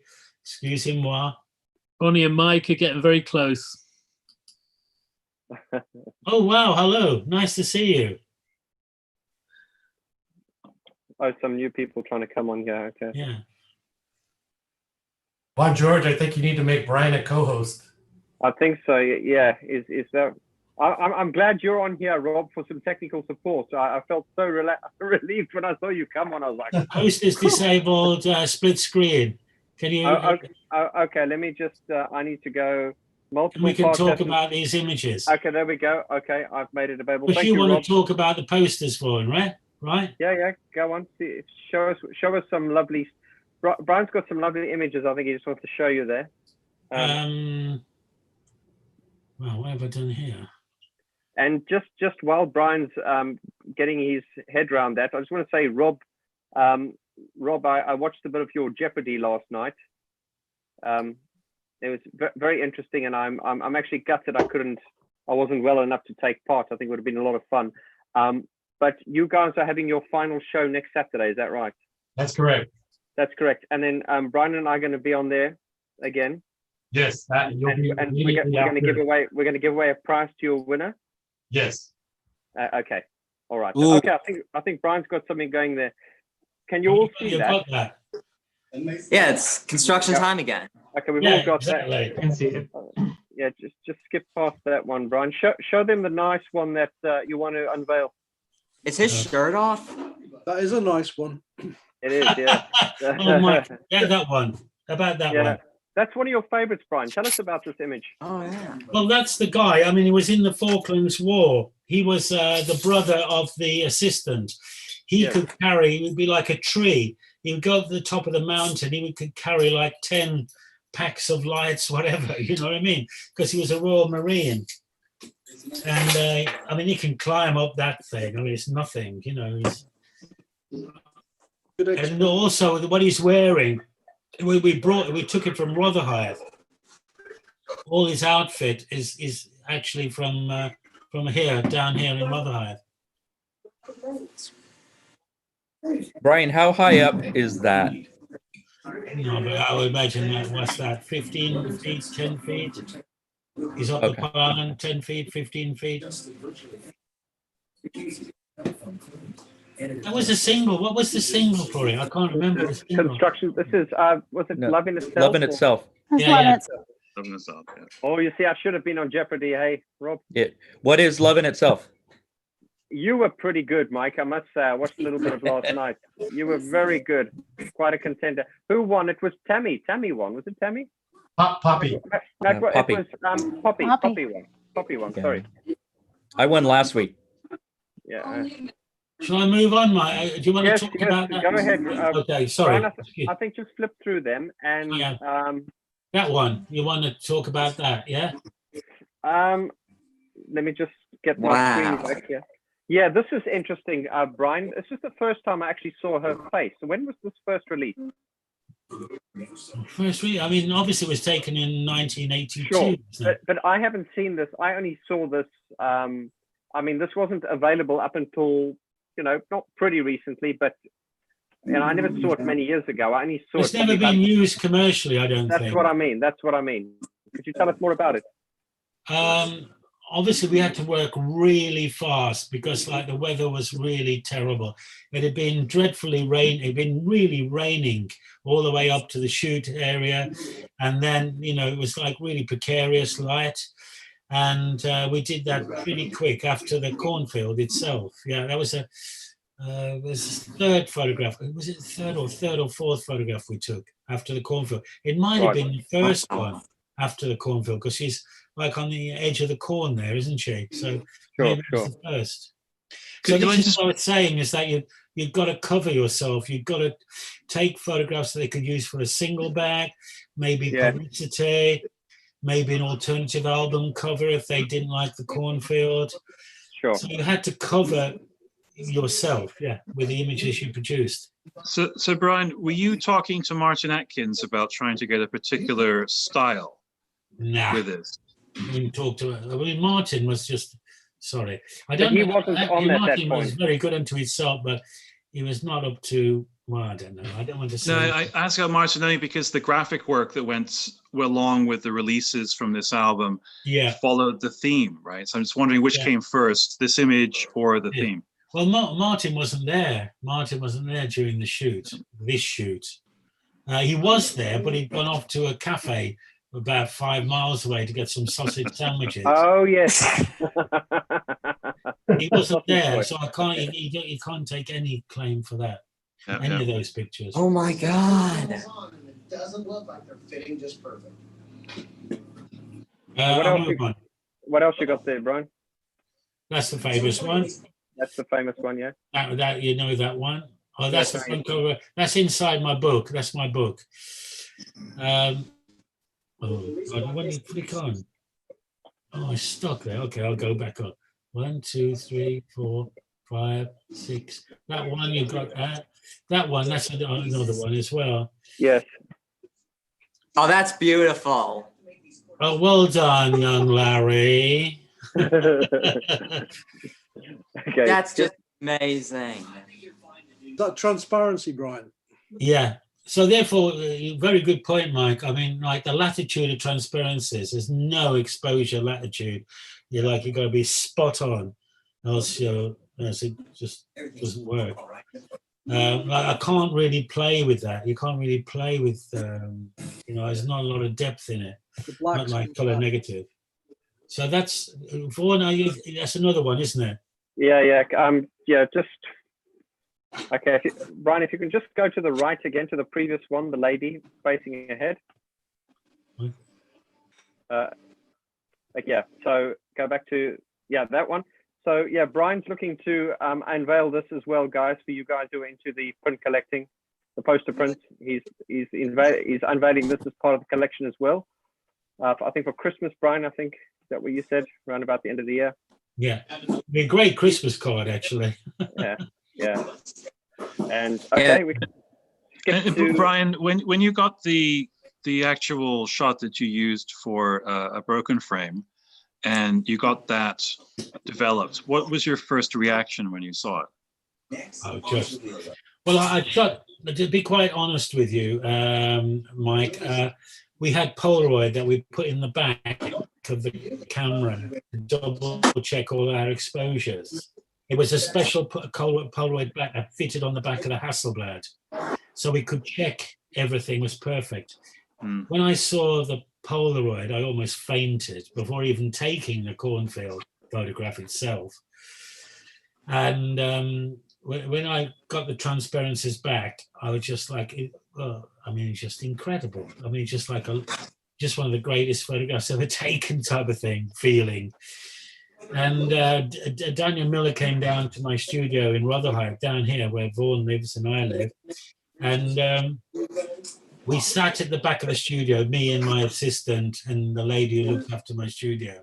And we just chuckled to ourselves as Daniel Miller of Mute Records, as you know, the head of Mute, was looking in the light box, the other side of the studio, which was about 40 feet away. And he just I thought he was going to have an heart attack, Daniel Miller. I could understand why he was going to have an heart attack. I had one already, but I'd survived it. Yeah, it is magic. It was just incredible. Whoa. Oh, there's another one. There. Oh, I've never seen that. Nice. Now that's even more beautiful. That's on the back of the original album cover, I think. I think it's on the back, yeah. Very nice. All these are in the book, by the way. And there's the band. They came down to my studio, ran about Speak and Spell stroke Broken Frame. Yeah, it's Broken Frame, isn't it? Period. Start Speak Spell before Broken Frame. Yeah, you could be right there. You could be right. You know what that reminds me of? That reminds me of the Meaning of Love music video. The what? Sorry. That right there. Go on, carry on, Larry. So that picture right there, it just reminds me of the Meaning of Love music video. I don't know that. It's about the same time. Yeah, it was shot about the same time. But yeah. This effect on the back there, because obviously there's a curve of light which I produced. There's a shaft of light going up there which creeps out the side of the lights called redheads. Redheads are like tungsten halogen lights, and they got barn doors on, blah blah blah. And they create these little shafts which is up on the top right, and that is reflected light from like baker foil. It's like foil that you put behind radiators to stop the heat from the radiator going into the wall, and it's reflected out. So that's the light from the foil over there. This is the band. Yeah, this is the band. There's your mate over there. You know, Rob, that's your friend over there. Alan looks like going to say, Martin. I disapprove of you, Very Martin. cool. I was going to Alan say Wilder fangirl alert. that last picture was used on the back cover of a magazine. I think we talked about that last time we were on, you, Brian. Global that one, chat. yeah. The color version of it. Oh, the color version. Sorry. Yeah. Which that? No. The one where they're playing that game. Yeah. I've never seen the color. I must have given all the color work to Mute Records. I've never seen it because someone asked me that question. Is the fact that the album cover shot is just a fractionally different to the poster we have. Oh, I saw that. Yeah. And the reason is because that was one shot that the record company chose. It went to the printers of the album cover, and they destroyed it or lost it or threw it away or didn't give a shit about it. And so I haven't got that picture. I've got the nearest to it. Wow. Oh, that's great. And that one there. You're thinking of that one, Vaughn? Yeah, that's lovely. I'm going to put it out to the community and just see which ones they like the most. But that is kind of, to me, it's kind of like the album cover. I call this the album cover long shot. If you were to crop the right-hand part out, that looks to me very similar to the album cover. This is very much sort of like a long shot of the original album cover.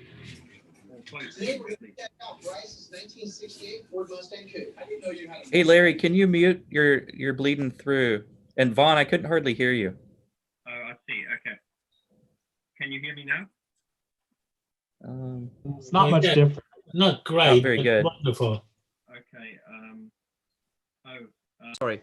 Is that better, guys? How am I sounding there? Yeah, that's much better. That's much There we go. There we go. Sorry. Right.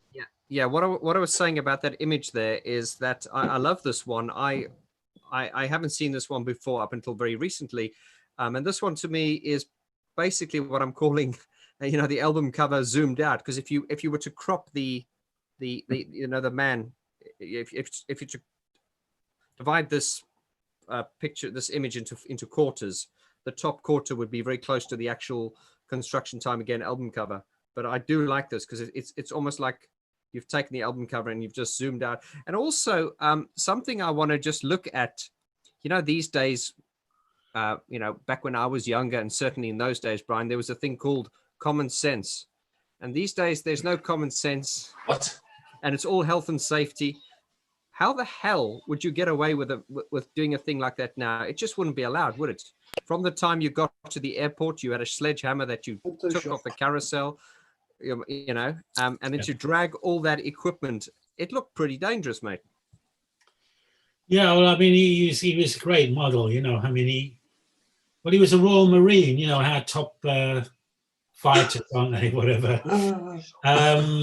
But this would have been taken.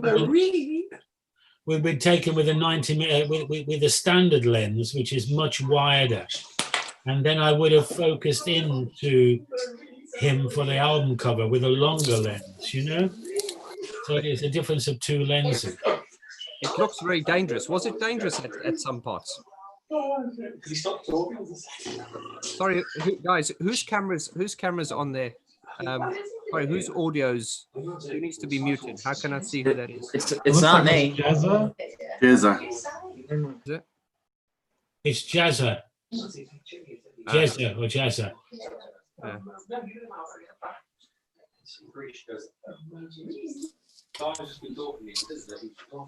Still hear it? Oh, that's good. Better? Oh no, it's still there. Okay.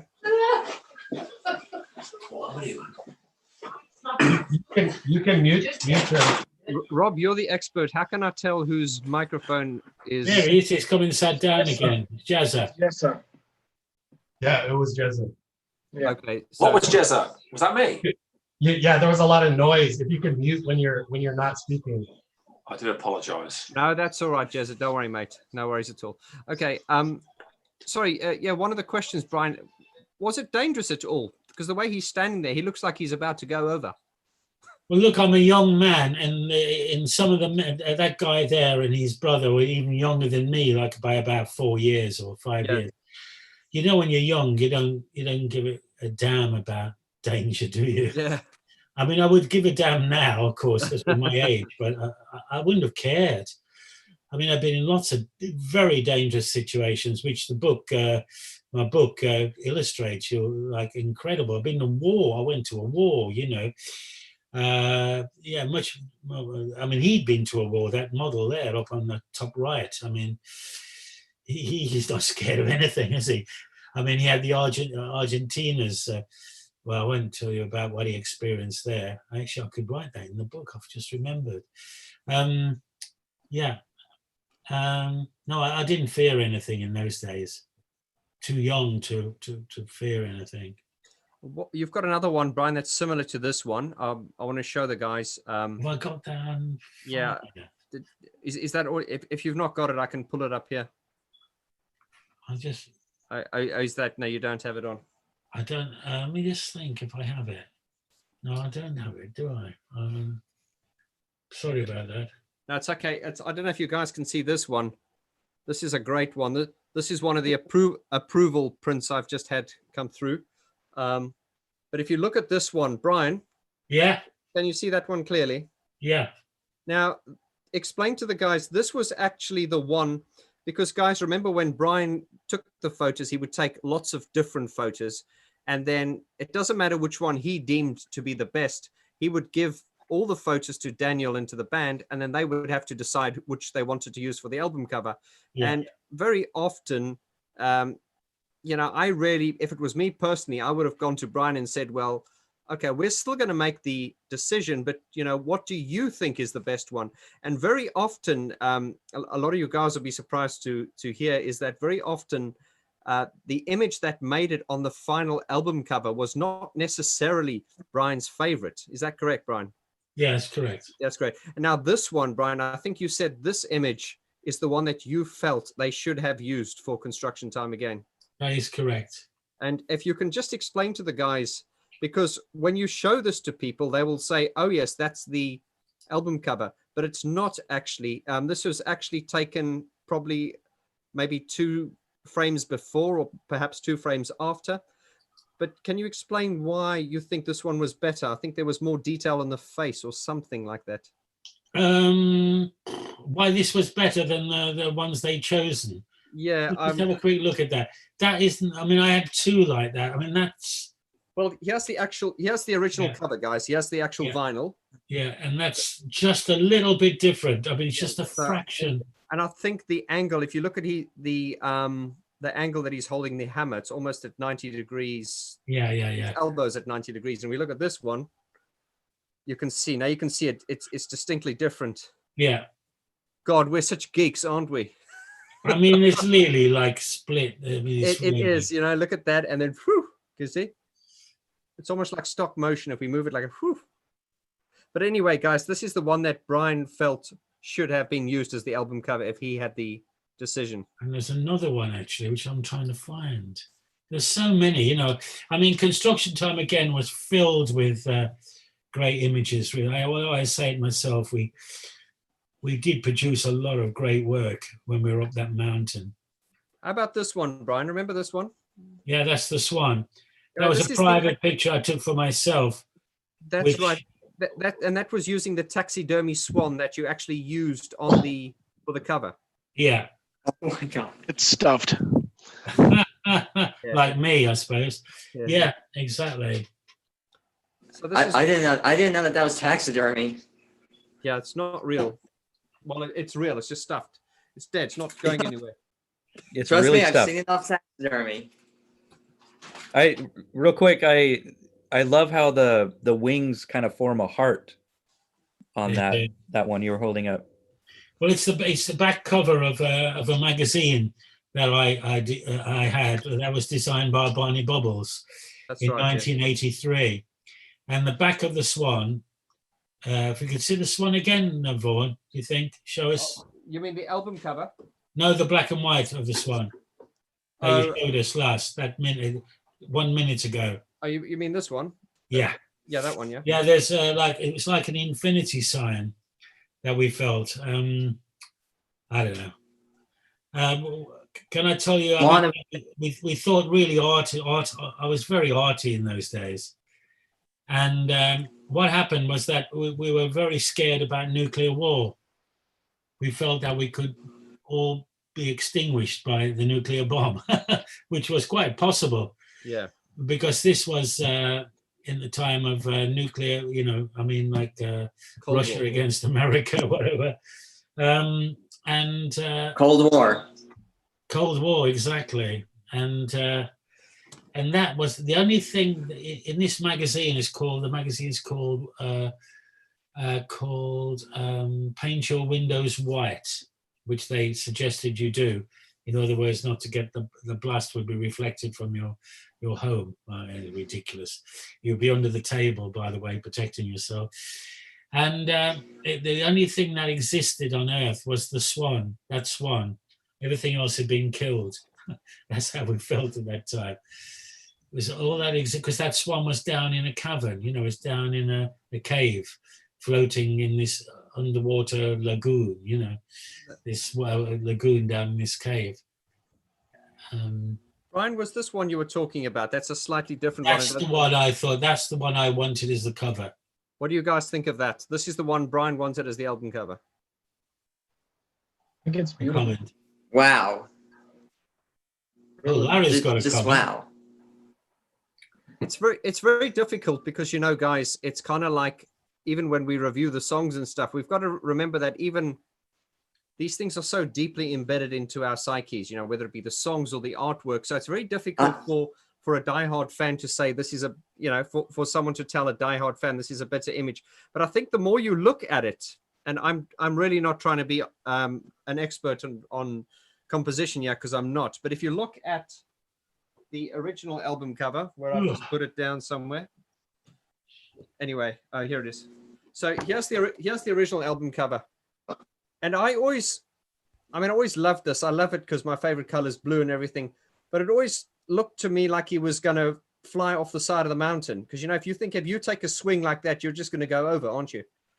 Whereas this one, if you look at it, it just seems to have it seems to have more aggression to it. It just the way he's swinging it just seems to make more sense, like he's going to actually hit something. And the hammer aligns with the mountain if you look at the angle. There we go. I'm glad you interjected there, mate, because I'm starting to feel like a sad geek here talking. Should I just stop now? Hey, can I say something? Go on, It Larry. seems that he's like looking back at the mountain more. Whereas the other, it's kind of hard to tell where he's looking. Yes. So like the image that you just showed, like it almost looks like it looked like it was like on a different angle, because if you look at like the original album cover, it's a lot lighter, but like on this one it looks a lot more like darker on like the guy that's on the mountain. Yeah. It just looks like it's at a different angle. Yeah, this has got more. I think, Brian, this is the one. But I tell you what, we'll do a little quiz on the channel one day. We'll put these two images up, and we'll let the people decide what they think should have been. This could be a new subject for video. What do you think should have been the album cover? It's always difficult though, because it's burned in your brain, and looking at anything other than that original cover, you always feel like there's something just a little bit off. Yeah. No offense, Brian. They're beautiful pictures. No, sure. It's almost like listening to a cover of a song, Yeah. Yeah, it's true. Brian, you happen to remember if that the model was a natural left-hander, or if he had to actually do that for the camera pose? Oh, interesting, isn't it? Because he is with a left-hander. Right. Very true, and it would have been not as good if he wasn't a left-hander. It was excellent that he was a left-hander. It's true, yeah. That would have caused us. He would have made that point at the beginning of the shoot, and that would have caused a different way of thinking, or a different bit of location, or whatever, a different camera angle or something. It would have affected it. So obviously he was a left-hander. I never thought of that. Rob, you should have worked for forensics, mate. Brian, what was you talked about the challenge of when you went up the mountain there for that photo. Was it the tungsten light you were using? No, it was flash. They were called Norman flash guns. They were imported from America. They were on hire. I didn't buy them. Yeah. They were on hire. They were very, very good cameras. And the Americans, had produced a really good reflector to go around the flash bulb, the bulb itself. It gave off a very beautiful light. Yeah, that was it. They were like packs. They were like a metal pack that you fitted, that you carried, like a shoulder pack, with it sitting on your, sat on your shoulder by a strap. It sat down by your waist, a metal container, and then the flash tube, the flash light was plugged into the side of the metal container, and then there was like a curly, flexible wire that came out to it, and yeah, it worked like that. I see. And were those cameras like really complicated back then? To use them well, you had to know what you were doing. The materials you were using then were difficult. I mean, like transparency film was very difficult. You had to be absolutely spot on with your exposures. I know you just had to be really good. You couldn't be like, oh, well, I'm a photographer, but you don't know anything about it. You had to really know what you were doing to produce work like that, or good work, yeah. It would be more difficult than today, where you just pick up a camera, turn it on, and just shoot it. There weren't computers like today. There were proper cameras. So, like Brian, when doing this photo shoots, did you research, kind of, search for inspiration before it, or did you just think up of an idea and then went with it? Like, how did you come up with this idea? Well, what happened was I was very interested in social realism, it was called. It was something that was developed in the late 20s, the 30s, in Russia and in Germany, especially in Russia in the late 20s, where the worker was the hero, the worker in the fields, the worker in the factories, was shown to be a hero. I did it, and then in Germany it happened the same, really, in the early 30s. I was really influenced by social realism. You look it up as an art movement. It looked a little bit kitsch at the time, but I really liked it. I mean, if you look at if you look at constructivist posters in Russia in the 20s, I was very influenced by Russian art and German art, really, at that time, and social realism. So therefore, the cornfield one and the construction time again are very, very much embedded in that. Well, for me, they refer heavily to those art movements. And were you talking about this, Brian? And therefore no, I know that photograph is the most famous American photograph ever. But then what was I going to say now? He's put me off. I'm sorry. Sorry. I didn't mean to put you off there. The photograph I really liked for construction time again was very much influenced by that period of art. It is more so. It seemed to be more so than the album cover itself on Construction Time Again. Yeah, social realism.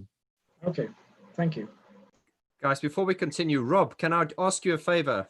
My wingman, can you just take over the hosting just for a few minutes? I need to step away for something. Sure. With. Thank you. You'll need to add me as the host or co-host. I need to add you the host. Okay, I'm going to do that right now. So, Rob, you've got the controls. Go for it. I'll be back in a while. There we go. Set the controls to the heart of the sun, Rob. Okay. Won't be long, guys. Rob, you're in control. Go for it. All right, great. Does anybody have a question or another question for Brian? Well, I have a bit of a follow-up question, if that is okay. Absolutely. You talked about art movements in the 20s. Are you interested in surrealism or Dadaism at all?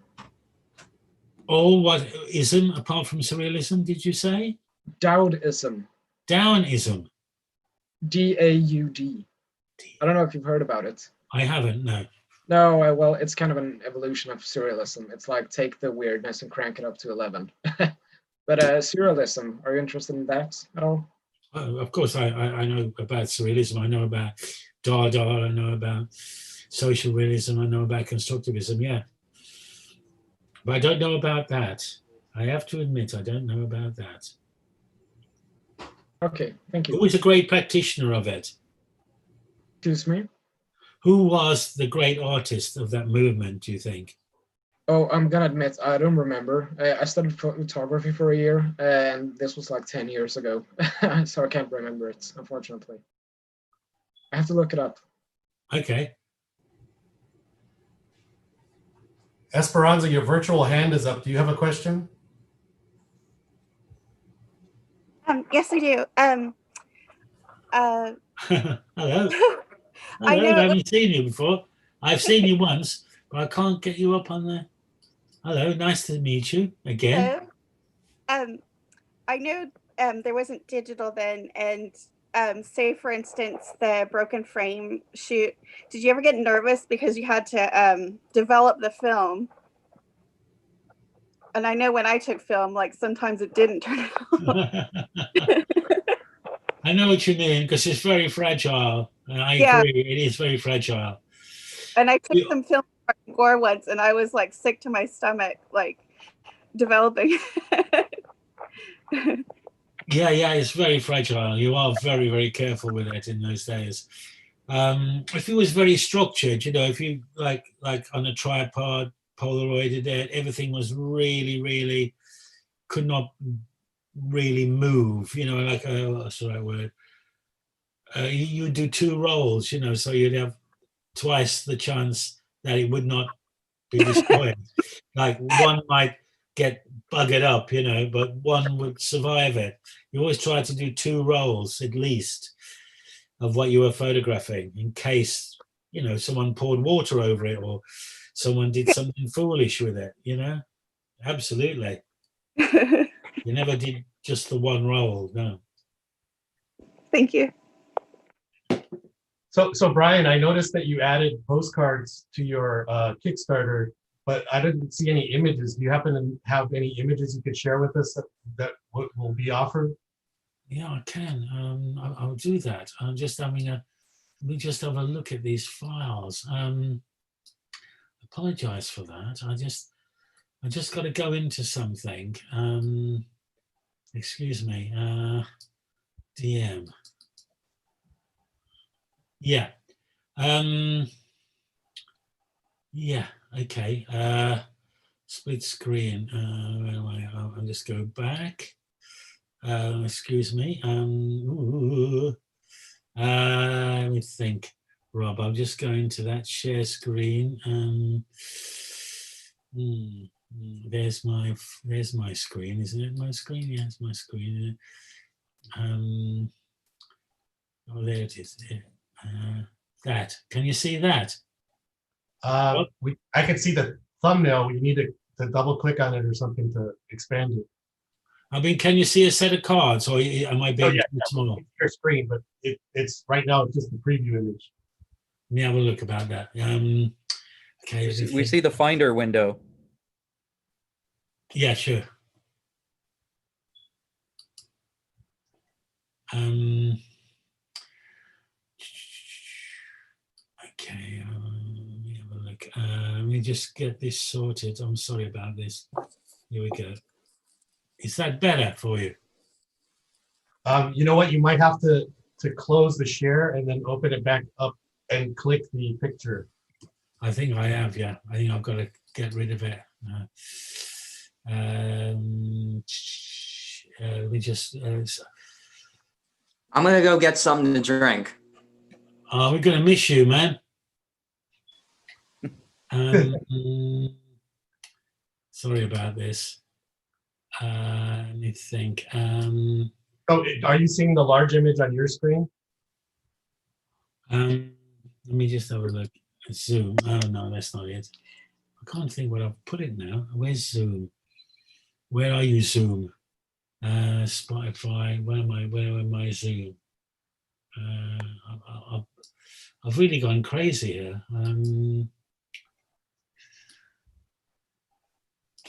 What's it now? You are live. Okay.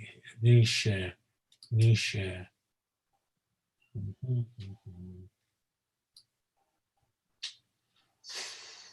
Oh, actually, Tammy mentioned in the chat that the image of the postcards is on a Kickstarter. I didn't see the image myself, so maybe I can find that. Yeah, I kind of had to scroll like pretty far down on the story page, but I see it. It's like on a table, a lay flat of a bunch of different postcards. What's that? Desktop one. I can't understand why I can't show you more now. You've just got me in there now. I've got to. Can you talk? I was going to have to think about what I'm doing actually. I'm going to go into there. Jesus. Then I'm going to go into view.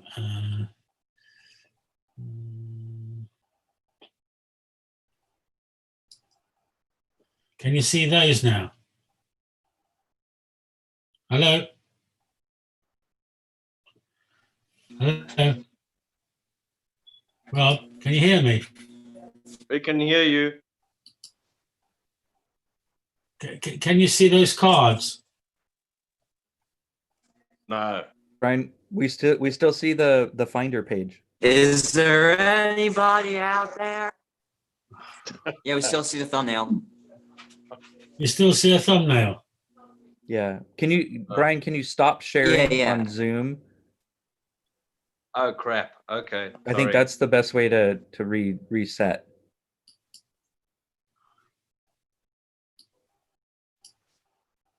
Can I stop sharing on Zoom? Yeah, go back to Zoom and stop sharing. We Zoom share, we don't need a new share. Go into there. Can I do that? Will that help you? I think what we need to do is get out of the sharing that you're in now and then start sharing again with a different screen. I think that's what's happening. I think just stop sharing would be what we need to do. That's what I'm trying to tell. Stop sharing. I'm trying to get in there now and trying to I can't break off. I can't break away from this full screen now. It's all gone apeshit, Rob. I'm sorry. Jesus. Technology is crazy, ain't it, Brian? I just hate it.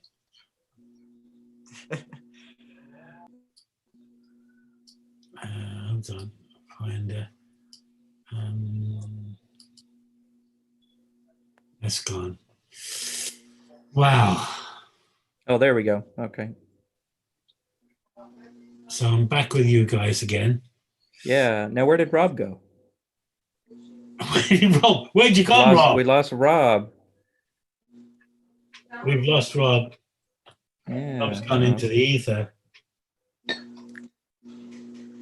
Okay, so who's now going to be the host? Oh, where's Rob gone? Don't look at me. You can't be the host. You're too young. He said that Vaughn was the host again, but I don't hear him. I don't think he actually came back. Where's he gone? Where's the boy gone? I like Where's that. We love you, Rob. I like that new. I like the new water shirt that you have on. Well, thank you. True Faith, Right, my favorite song. Very good. Let's stay on topic here. Can I ask a question? Can I ask Brian a question? Yeah. Please. I was rude earlier with the background noise. I do apologize, Brian. Was there any competition back in the day? Did you feel, I know that producers felt competitive back in the 80s and so on and so forth, but was there any competition between you and other photographers, for example? Did you feel competitive with anyone in particular? No. No, I mean, to me, there was no one else around at the time doing album covers. I'm trying to think. I mean, I didn't feel any competition. So I'm trying to think, why did I not feel any competition? I don't want to be so self-centered, so boastful to say because I was great. No, I don't want to think that. I want to think, why did not I feel there was any competition? Because I didn't. Was there anybody else's work that you were acknowledging at that time? I learned a lot from going to America. In America in the late 70s, I saw how a guy called Moshe Baraka was working, how he was using light outdoors in combination with daylight, and I was quite fascinated in the way he was working. And so when I came back to England and got myself, in a situation where I could have flash and daylight, I started working with it, and that's how I developed a broken frame, really. But initially he did album covers he did Richie Avens, he did an album cover for, he did Boss Skaggs album cover for Boss Skaggs. We're talking mid-70s. I felt he worked on magazines with which I worked on. I worked on Esquire magazine in America, Rolling Stone magazine, a magazine in Canada called Weekends. He worked on those magazines, so I saw his work a lot, and I thought he was very, very good, good photographer. So I was quite influenced by his magazine work, I have to admit. But when I came back to England, because we have grey skies here, and it's like really, really horrible light, I was all alone, really. I didn't find there was anybody else in competition. I mean, everyone did album covers where they were like a band was against the wall, like with the Ramones or something, There wasn't anything really exciting happening. Well, I didn't see it. Maybe there was, I mean, there were great graphic designers like Peter Saville, Barney Bubbles. They were geniuses. The Rockin' Russians, Al McDowell and the Rockin' Russians, they were producing fantastic work, using photography as well as graphics, as an embodiment, like a total melange of graphics and photography. But no one was doing like pure images, I felt, but I quite like the cover of Peter Gabriel's, I forgot which one it was. I mean, I like David Bowie's picture when he used that Japanese photographer lady, what was it called? The black and white image with his hand, the hands like that. Oh, yeah. And I thought that was a very good cover. Heroes. It was Heroes. Exactly, yeah, Heroes. Well done. You've made yourself useful, Larry. The second time in the whole evening. I love studying music. Yeah. Here comes Rob Ron again. I'm gonna have a go at I'm gonna have a go at that again, Rob. I'm gonna have a go at that. Yeah, sorry I got dropped. I don't know what happened there, but thankfully everyone's still on. I went all weird. I mean, I don't know why I did that. It went all weird on me. Perhaps here we go. Oh, there it goes again, Rob. You can't see that either. Hello, Rob. Yeah, no, I don't see that. Do you see that out? Do you see all those pictures? So therefore, I've got to put on. Okay. And if I try and get rid of that, okay.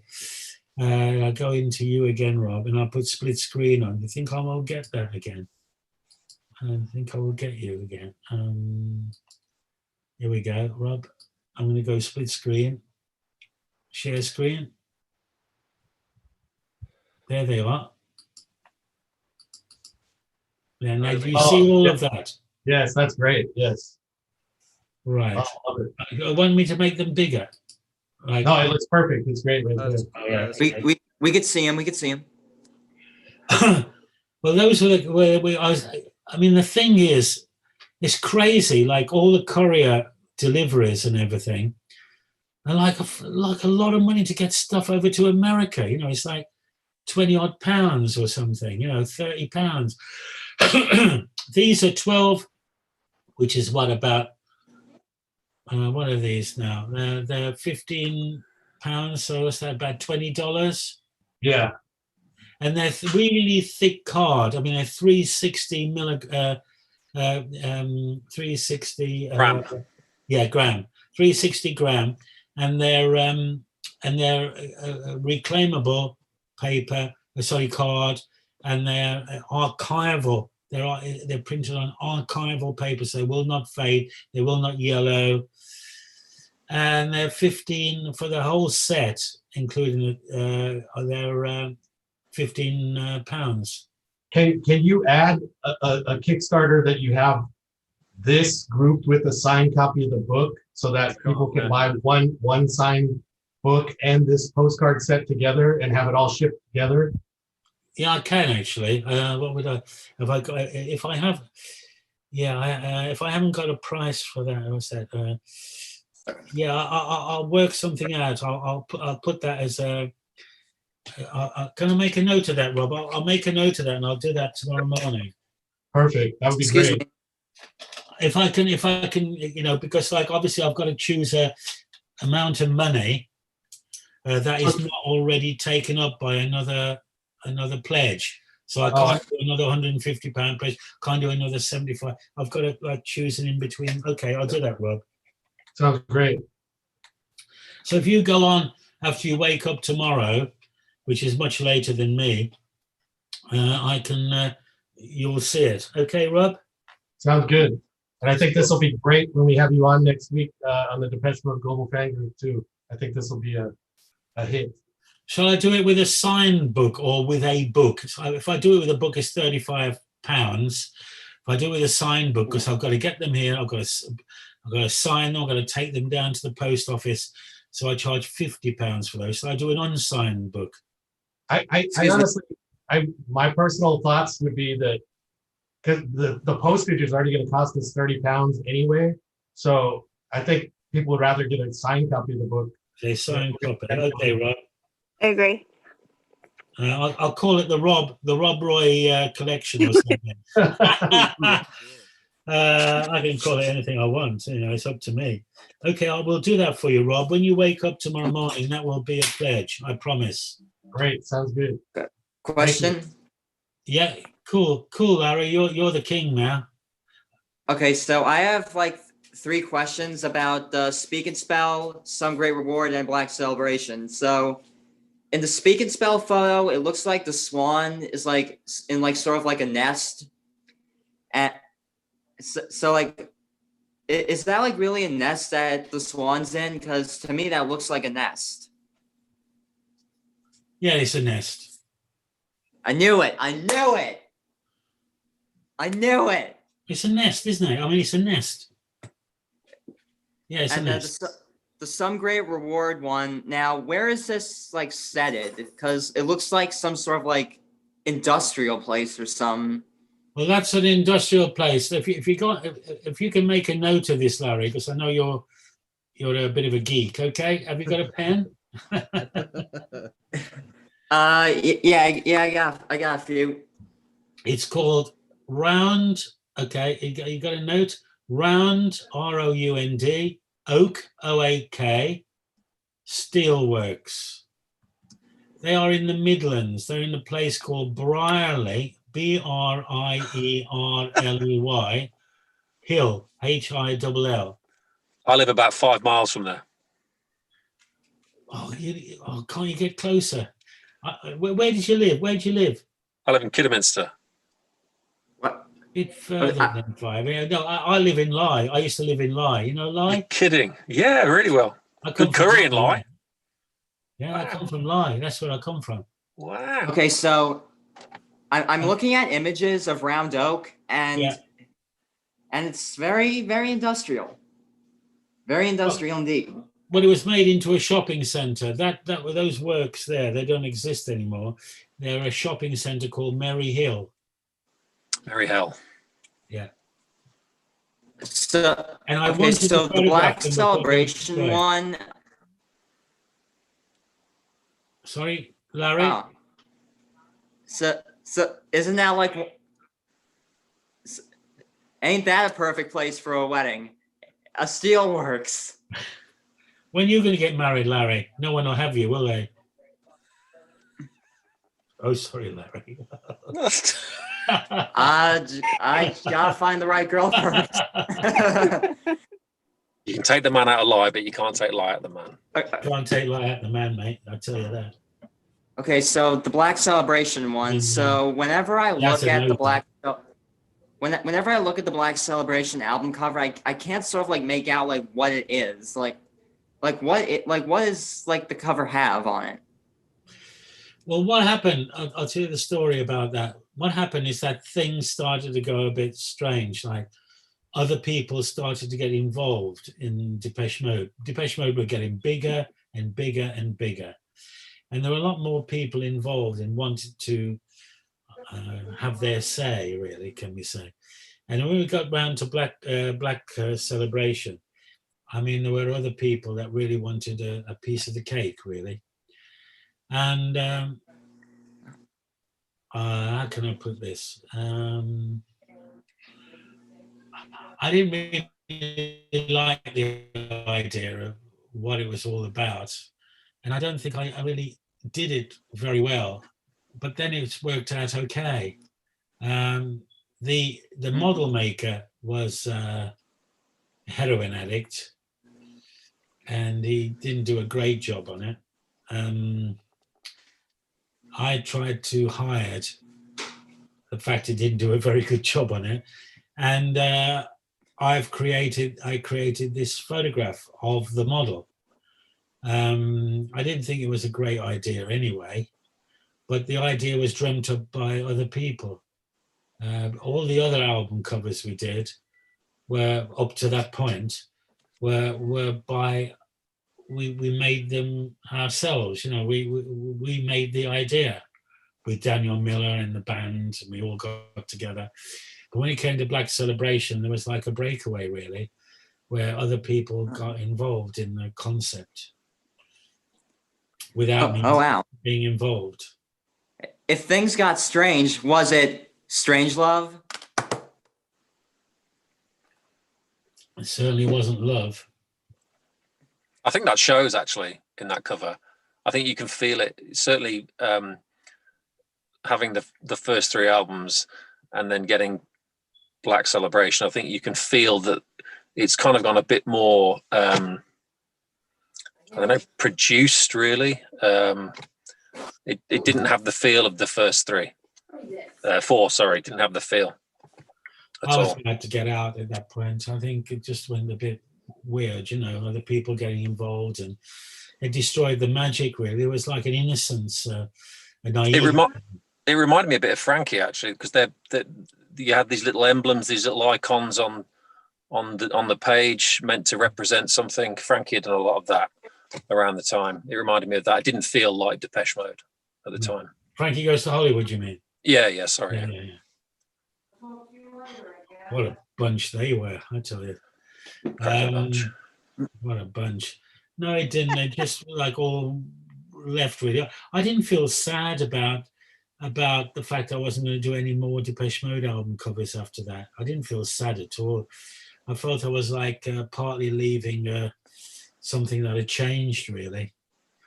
Although Daniel Miller remained a really good mate of mine, a good friend. And then of course I worked again on Only When I Lose Myself in 1997. So obviously he remained a good friend. He lives near me, actually. He lives about a mile up the road from here. He's a good man. I helped him a lot with Moby, you know. Yeah, it's in the Mute book. I mean, I don't know if you got the Mute book. So in what context did you have with Moby? Sorry, did you do a lot of artwork with Moby as well?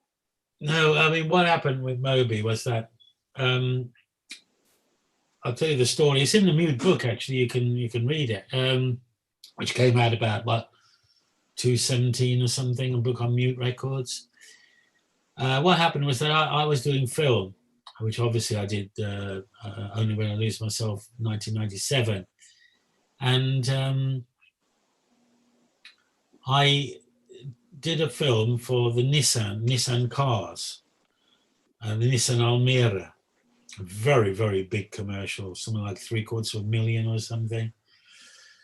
And I did it, and they asked me what I'd like for the soundtrack for that film.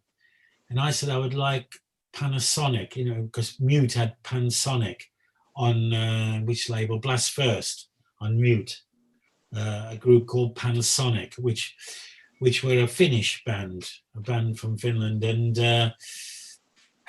we gave them £3,500 to do a what's it called, a dummy, whatever they call it in music, I don't know. Dummy, so I can't think of the word actually. And I went to South Africa at the time, and the dummy of Pansonic's music was delivered to the client and the advertising agency, and they hated it. They absolutely hated it. I was away in South Africa, and so, but they had to come up with a solution. So my editor, who's near Oxford Street, went across the road into Virgin Megastore, which is on the north side of Oxford Street, and he pulled out a Moby track for it, a Moby track. Now, a lot of Moby records were used on commercials at the time. I think it's Moby's Play album. And his album was going down the charts, like dropping right down the charts, you know, like everyone had lost interest or whatever, as albums dropped down the charts.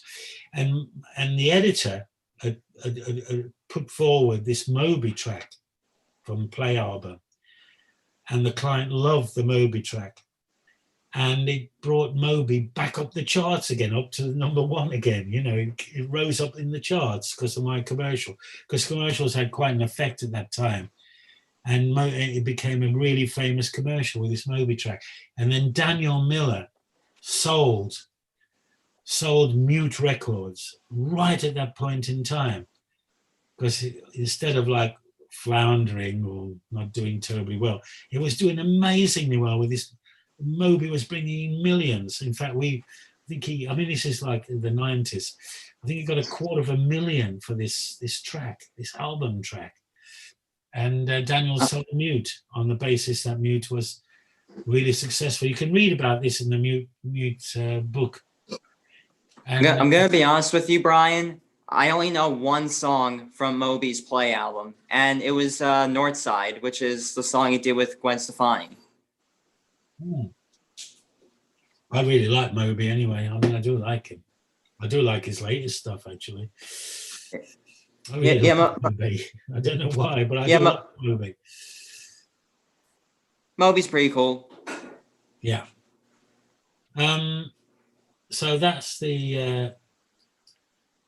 I mean, I've got Echo and the Bunnymen album. I've got Echo and the Bunnymen.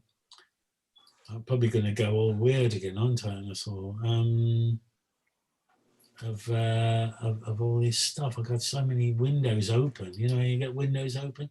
Have you got your mum and dad with you listening to you, Larry? Yeah, they're both in the house. Are they in the same room as you? Well, my dad. Well, my mom's name is Nancy, and my Hi, Nancy. Hi. Yeah, I knew she was there. I knew Nancy was there.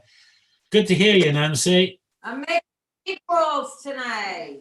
You made meatballs. How many am I going to get? Probably about 10.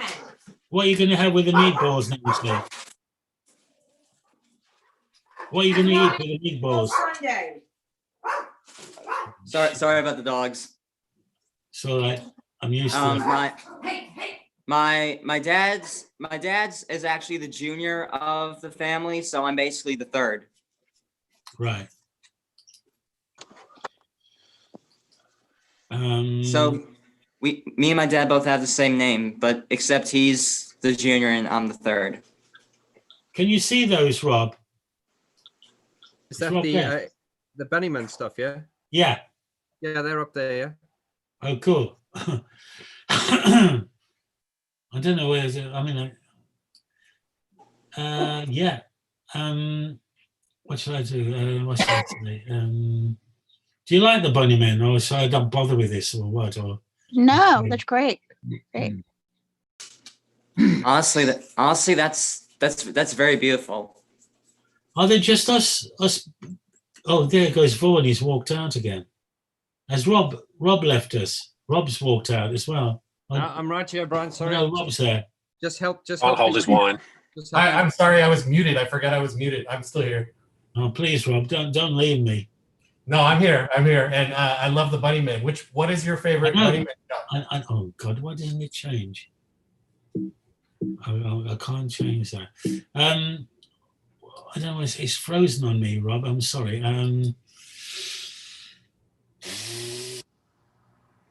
To be honest, Brian, I really like the album cover for Crocodiles. I like the very vibrant colors. Like to me, it feels like you went out into the woods, waited till it was dark, and then like shined like a few colorful lights on them. That's true. Pretty big lights, and then though. took that photo. Here you go, Brian. Oh, Did you see that? I've lost everything again. Yeah, we can see it. Spare us the cutter. Oh, you're right up on all this stuff, Larry. You're a real geek, aren't you? Yep. Oh God, why doesn't it want to share these things? How old are you, Larry? 16. No way. I'm serious. Wow. You're a real muso.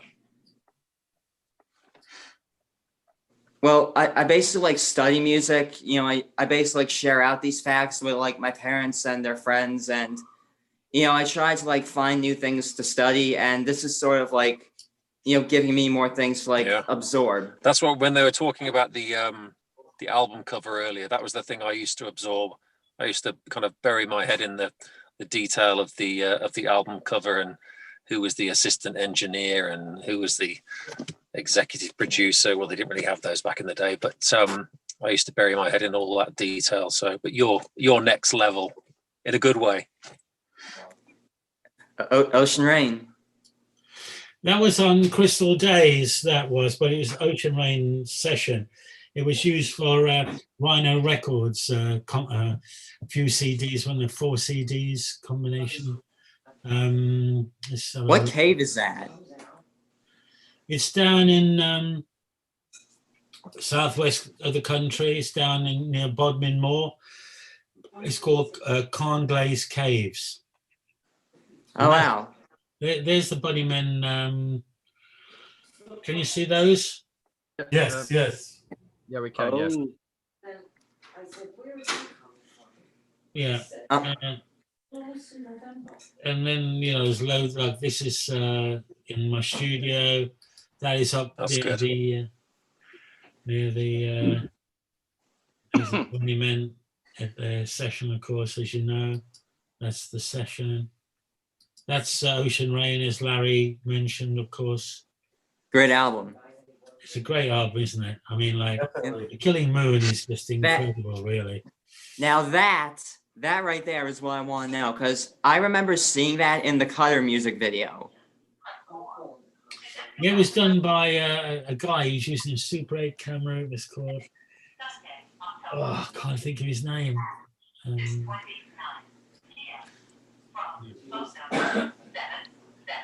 that's the Bunnymen. That's the famous one, but it might not be the cover, actually. It might be. Where's that shot taken? Porthcawl in South Wales. Oh, yeah. No, well, nice. West Midlanders know Porthcawl really well. Cheap holiday. Cheap holiday. So they took all the steam engines, you know, and broke them up for scrap. Barry. I like Yeah, Barry. I like the seagulls that are like flying around them. I see what was funny. I fired a flare. Has it got it there? I fired a flare at the. There's a lot more photographs. I've just got these few here. I fired a flare. Have I got that there? Oh, there it is. There, the flare. Look, see the flare there. I fired a flare, and I took a picture of that really quick. That was for what was that called? Silver. Did you take pictures of any of their covers? Like the single covers, like their singles, like the cutter or anything? Did you photograph any of the single covers? I think I did. I think they're like really freezing to death. I mean, I haven't got the. I mean, the record company's got had all the material. It's been lost somewhere. For instance, this picture right here, I'm holding up. Did you take this? Which one was that? It's the cutter. It's single with the cutter. I did. Oh, cool. I did. I mean, I did do that photograph. It was like in a blizzard, a snow blizzard. It was like minus, I don't know how many degrees. That was for Porcupine, right? The snow. Sorry. So in the album cover for like Porcupine, that there was a blizzard going on, right? Yeah. Okay, so that explains. No, like, no, at Gullfoss. They said Gullfoss, the Golden Falls in Iceland. Yeah.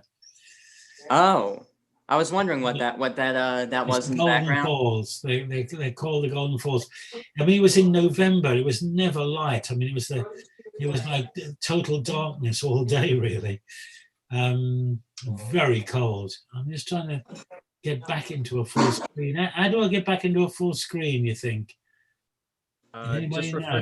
Just refresh it, Brian. Refresh it. Yeah. I'm in a meeting. You in a meeting? Yeah. Excuse me. There we go. There's back. It's back now. Yeah, I'll do it quick. There we go. Very important meeting. Cool. So, all right, Paul. We're okay. All good. All good. Go ahead. Any more questions there for Brian? Anyone got a question? Anyone got a question? Yeah. Hello. Yeah. Okay. I just want to introduce you guys. You see that nutter there, yeah, without his shirt on? That is my brother. That is actually my brother. Looks like your brother, actually. I do apologize. Yeah. Ryan, do your Boris Johnson impersonation quickly. I knew that it's all about it. Get it all done. That's done. God, you did that now. I knew. Very good. I have a question for Mr. Trump. Mr. Trump, how are you? How's the campaigning going, Mr. Trump? Everything's going well. So it's going totally beautiful. It's all going totally beautiful. Very good. Totally beautiful. We're gonna win. We're gonna win the state of Florida. We're gonna be Minnesota, and we're gonna Sleepy Joe.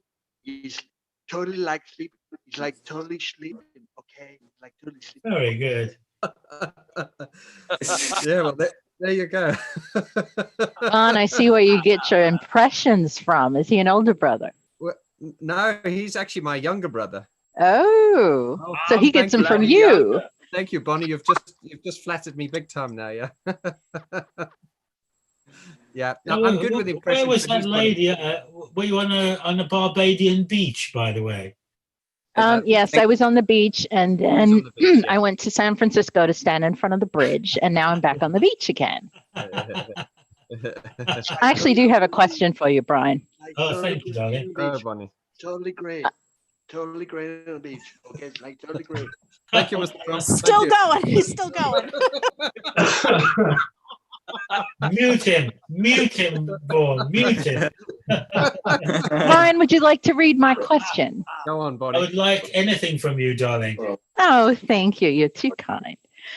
What I want to know is what types of non-photographic artists did you admire or that were an influence on you, no matter how loosely or indirect? Which artist did I admire at that time? Non-photographic artists. Yeah, like you had mentioned surrealism, and I was thinking of Dali.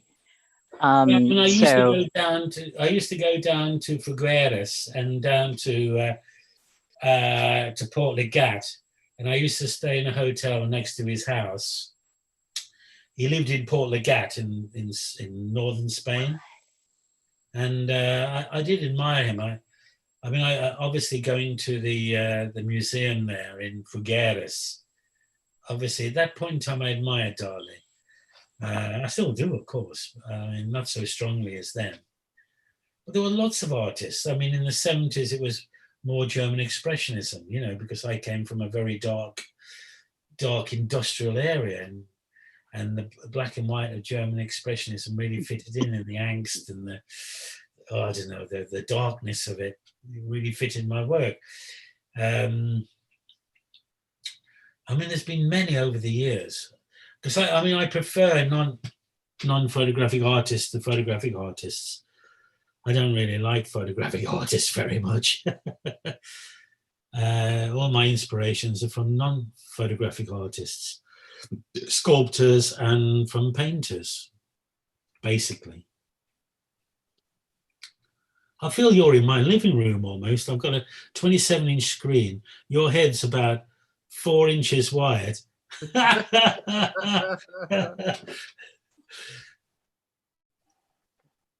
Now, Brian. I'm now having flashbacks of 6th grade when Robert Linden used to call me Bullet Head. So thank you so much for that. Bullet Head, where do you come from, Bonnie? I'm from St. Louis, Missouri, in the middle of America. I know it is. I've never been there, but I know where it is. Yeah.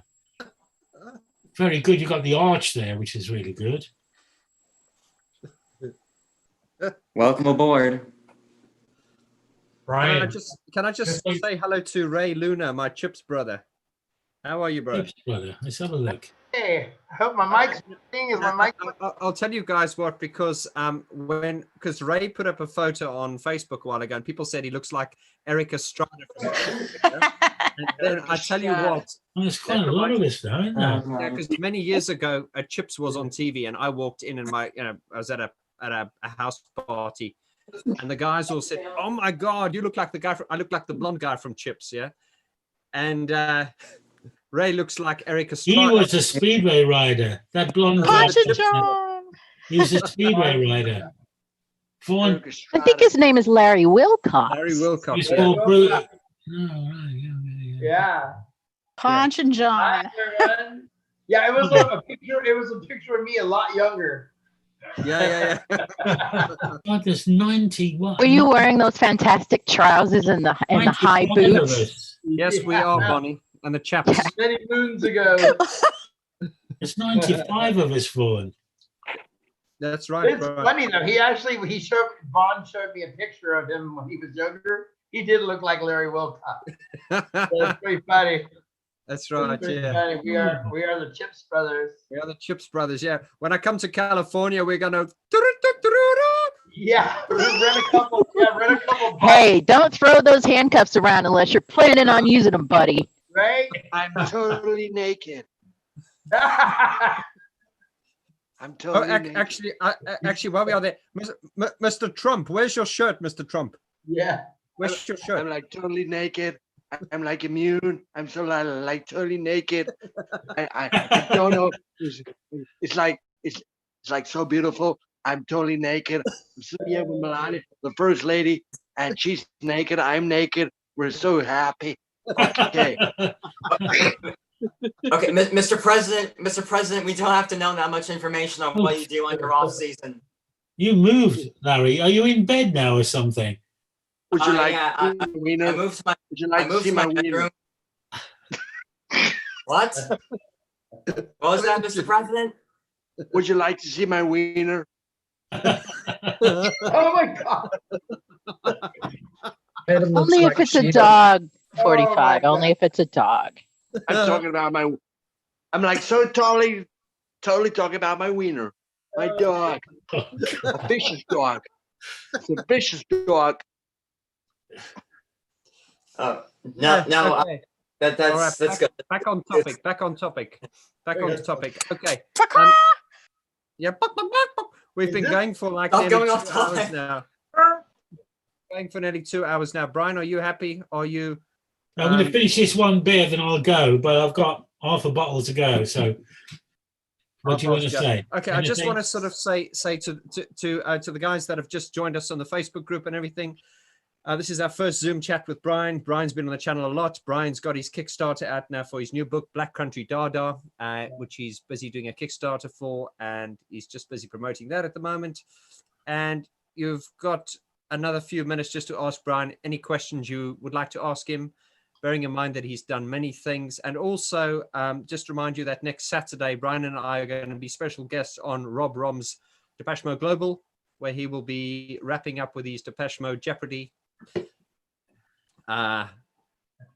what's it, game show, and like a tournament.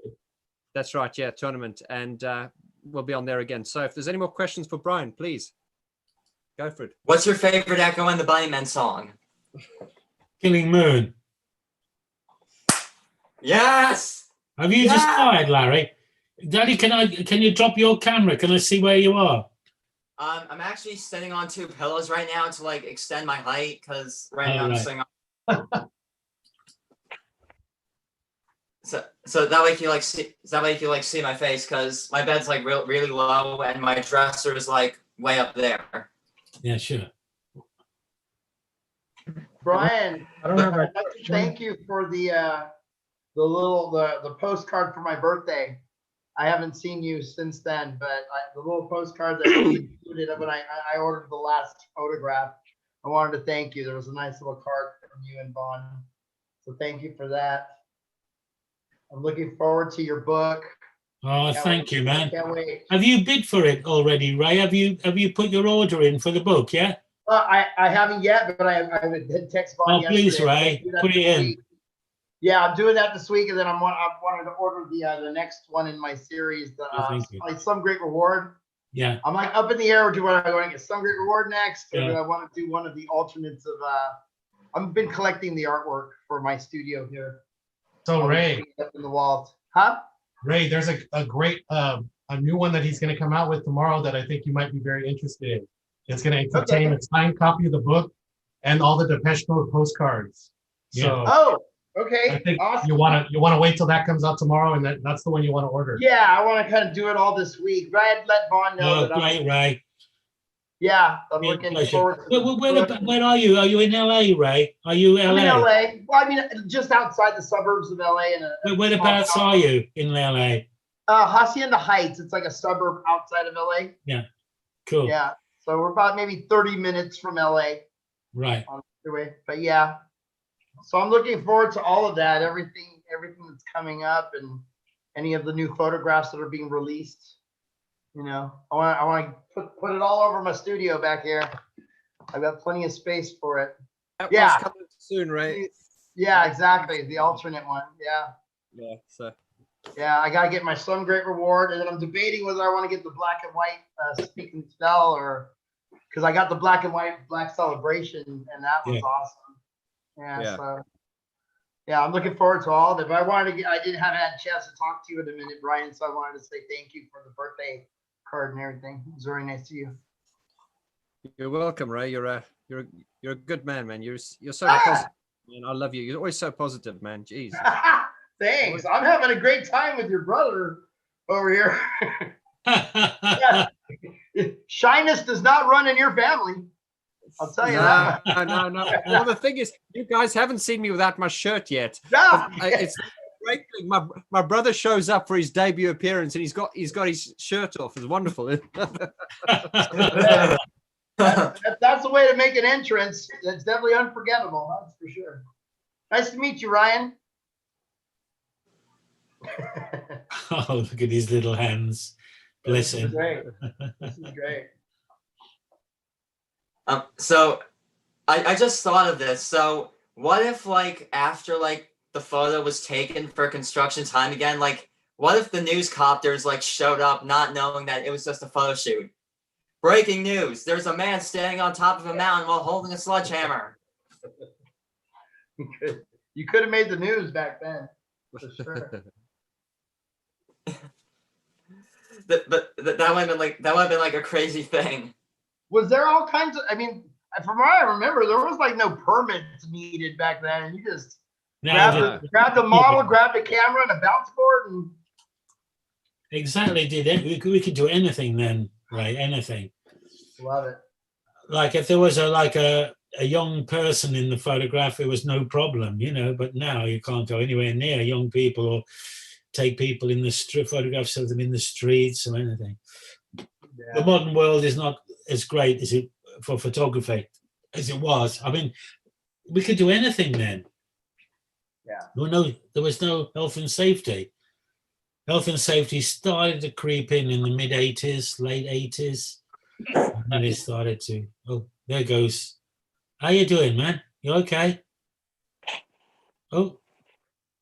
I think Esperanza has another question. Go on, Esperanza.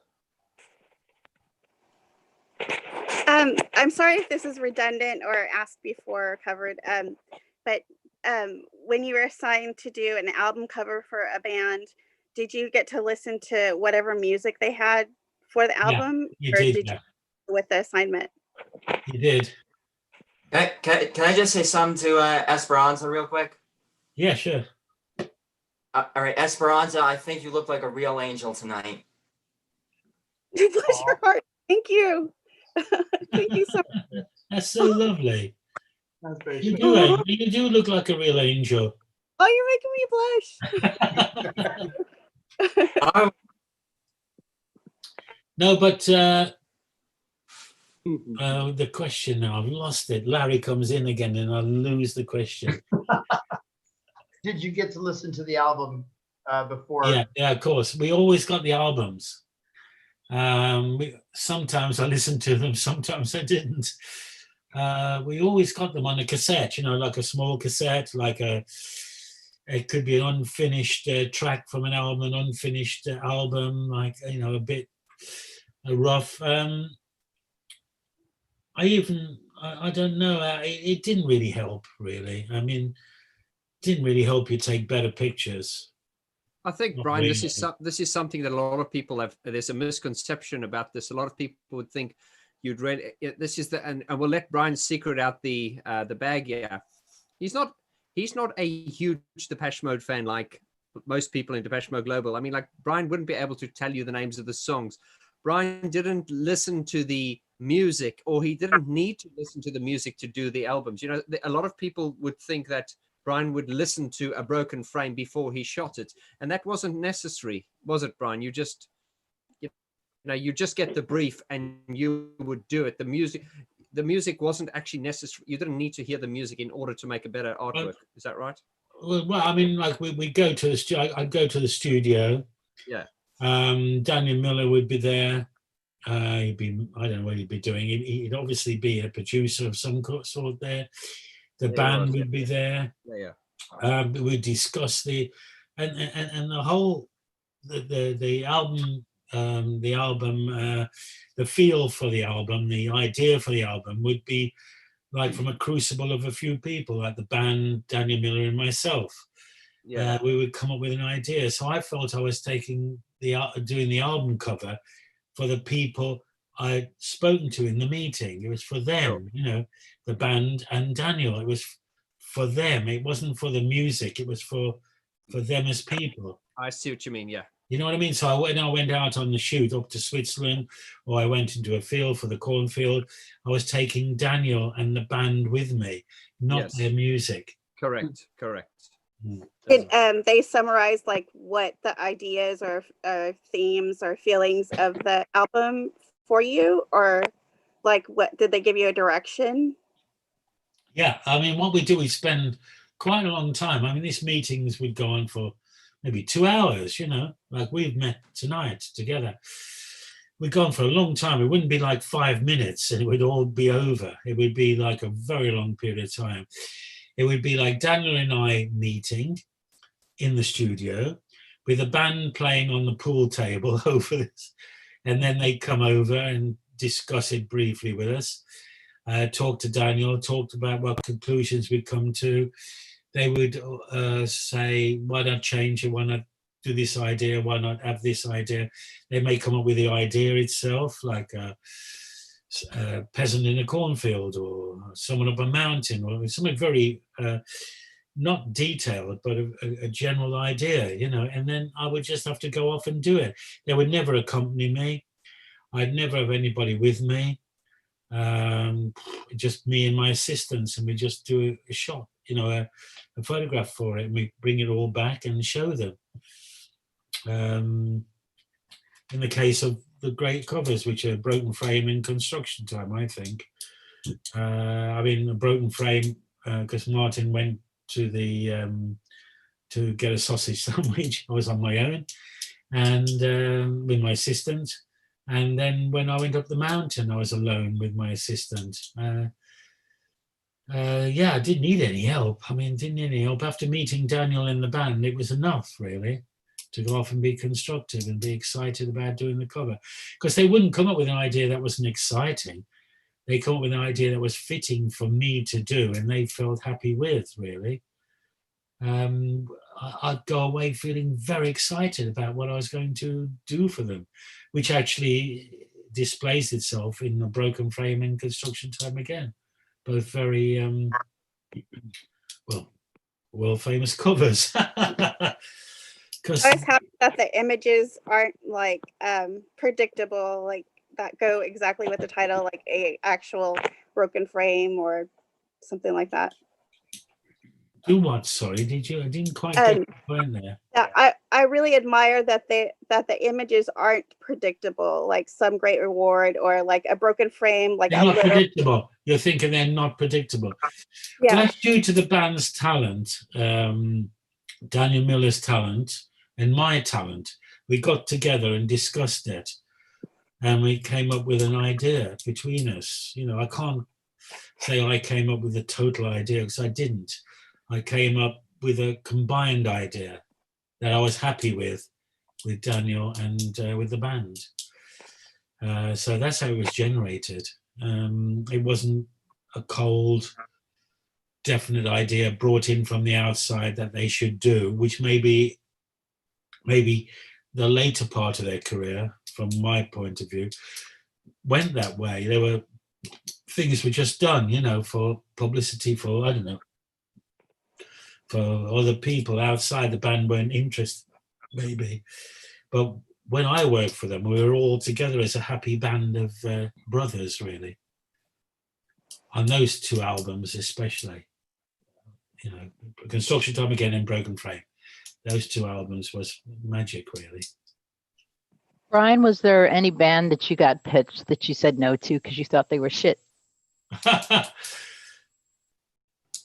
No, nobody I photographed the album cover for or anything I did. I mean, I asked bands to leave my studio that I didn't have the album cover to do, but I had a publicity session or something. First one was Talk Talk, which I regret, actually, because they were a fantastic band of the 80s, I think. You know, Talk Talk. And then there was a woman called... forgotten. She was the. Oh, I lost it. Her name was. Can't remember. Madonna. She was. He was a lead guitarist in Fairport Convention. He's on his own. He's still producing albums. He's quite a very famous guitarist. And his wife, Richard something. Richard. Yes, Richard Thompson. Very good. His wife, Linda Thompson. She was just completely. I did the album cover for her, but she then came back in the studio for something else, and she was completely out of it. And so were Talk Talk. They were like tripping on acid, probably, or something. You know, I just couldn't work with them. You can't like work with people on. You can't. We've all been there. You can't work with people on drugs. You know. You just can't. I mean, you have to be quite sensible.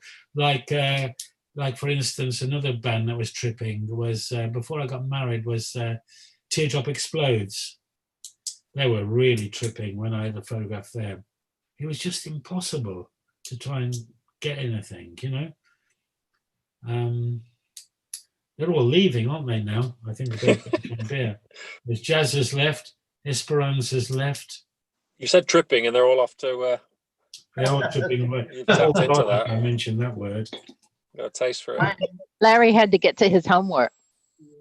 Brian, during those meetings with Daniel and the band, were you actually, you know, pen and paper sketching ideas and together? And No, not really. No, I mean, it's just a very general brief. I mean, there would be like a cornfield, a woman, you know, reaping the corn with a sickle, you know, you know, one of those sickle things or whatever.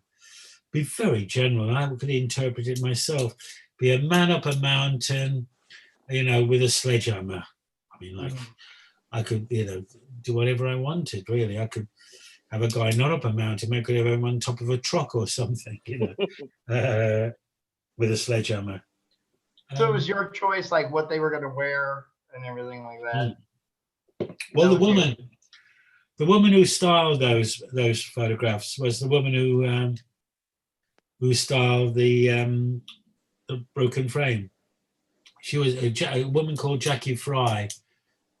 She styled both Construction Time Again and Broken Frame. Yeah, she was interesting, very interesting woman. I think she's a very interesting woman. I quite fancy. Who was the woman in the peasant outfit? Who is what? The woman in the peasant outfit. She was a 50 or 52-year-old woman. You didn't see a photograph of her at the beginning of the talk? I showed a photograph of her. Yeah, I didn't see it. Sorry, I was muted. Yeah, I didn't know if she was a model or if she was someone that you knew. There she was a dancer. She was a dancer. Oh. Yeah. Hiya, Rob. Nice to see you back. You never. Are you guys eating supper while we're talking and coming back in? No, I haven't even had lunch yet. Oh, that's true. You're a long way behind us, aren't you? You're. Let me think. You're. You're at 2 o'clock in the afternoon. Yeah. Yeah. I'm getting hungry too. What are you drinking, Brian? You on the Bathams? I'd love to have Bathams. Oh, nice. I love nice it. Go down the Delft, you know. I mean, like, do you go down the Delft? Do you and have the Bathams? No, I've been there, but I'm too Where'd you old to go? go out drinking these days. You what? I don't really go out drinking, to be honest. It's I like a pint of Enville. That's nice. Oh, it's very good, yeah. Yeah, The blokes who these people in Enville, they had a cowboy supplying place in Netherton. Did you know? Right, okay. I didn't know that. They ran a cowboy store. You go in this cowboy store and they only had a few bits and pieces. You think they must be broke or they got no money. But in fact, they were millionaires. They were earning a lot of money off the internet.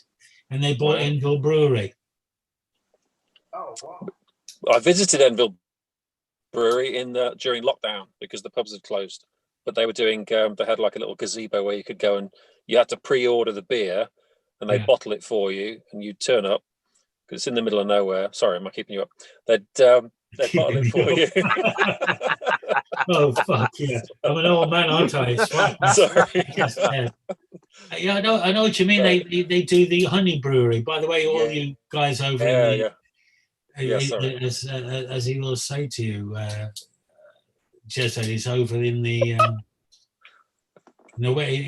west coast of America. They do honey brewery, honey beer, mixing honey with beer. Yeah, nice drink. These people in the cowboy store, they should have been in America, bought the honey brewery out. They own it now. Wow. Slightly off topic, everyone. Sorry about that. Yeah, it's okay. It's all enjoyable. Anyway, about that acid. Somebody give that man the bells. You give me something to talk about, I can talk about anything. Because you had to talk about anything when you met the subjects. You had to be able to talk about anything that applied to them. Anything at all. in order to engage them, you know, in before you photograph them. Hey, Rob. Hello. Oh, so this is not necessarily a question, but I don't know if you've noticed on the top right, there's an option for view, and if you change it, you can actually select gallery view, and you can see everyone at one time instead of, I think you have like the speaker view where you're only seeing whoever's speaking. Yeah, gallery view. Yeah, it is. And you can see everyone at once. It's kind of convenient and nice. Whenever I'm on Zoom chats, I usually use the gallery view just to make it easier to see who's on. Gallery view. Let me think where that is. Yeah, I've seen it. Where is it now, Rob? In the top right, there's a button that says view. It's not. It says speaker. Yeah, of course. I know that is. Yeah. Speaker well, there's not that many of us now, is there? We've all died off, really. We got Vaughn's brother. We've got a lady here. Thank you, Brian. Lady. We've got a lady we don't know here. There's a lady, not the lady on the. You see the lady there? What's she going? Nell. Melly, how are you? No. She's one of my. She's a VIP. She's one of my patrons. But she hasn't said anything tonight. Nice to meet you, Melly. She's very, Melanie, come on, say hello to us. Put your microphone on and say hello. Don't do any impressions. She's from Germany. Hello, Melanie. Yeah, hi. Is it working? Hi, Melanie. How are you? Fine. Good. Thanks for coming on. Go on. You're a German. Germans are huge Depeche Mode fans. Ask Brian a question. Fantastic. Sure you have a question. Go on. I don't have a question really. I'm just enjoying all the English and soaking it in. So. What is that behind your head, Melly? It's all like lights. It's like as if you're in the museum or something. Just pinned some pictures and tickets from concerts. Fantastic. Yeah. Good to have a good girl from Germany. Fantastic. Is that PW Bota? Thank you, Boris.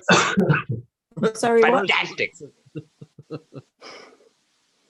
Can I ask Melly a question? Fantastic. Thank you. Thank you. Melly, my daughter went to I live in England, and my daughter went to Germany last year and spent a couple of months there, and she said the music scene there is very vibrant and very exciting, far better than over in England. Do you get involved in the music scene over there at all? Do you go clubbing? Or, it seems to be quite a hot spot for electronic music.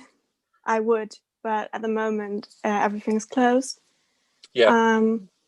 But yeah, there is a lot of music and a big scene if you want to get involved. Yeah. Yeah. She said it was fantastic. She really enjoyed it. I think when things settle down, I think she'll look to move to Germany and try and get involved in music over in Germany. Where in Germany? She spent her time in Hamburg. Oh right, yeah. She went to Hamburg and really enjoyed it there. She wants to be a music journalist, stroke performer. All right. So I'm on the south. So. Okay. But I have been to Hamburg. Yeah. Okay. And she liked it there. Where are you down there? What? Sorry. Where are you down there in the south? Baden-Württemberg, next to Stuttgart. Oh right, yeah. Yeah, so I don't know if you know that, but I do. Yeah, I know all around there. Yeah. All right. It's lovely. It is. We have mountains, we have castles, we have everything. Did you go to Tübingen University or something like that? No, I have a master's degree. I'm a teacher, actually. So. That's incredible. Welcome to our teachers. Thank you. Hello to our teachers. Thank you. What? Hello, teachers. The background to your work. Sorry, Melanie, we've got Boris Johnson here tonight as well. Hello, teachers. We say thank you to our lovely teachers in Hamburg. Thank you. Hello.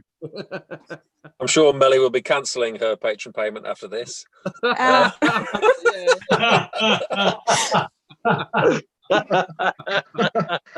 As will I.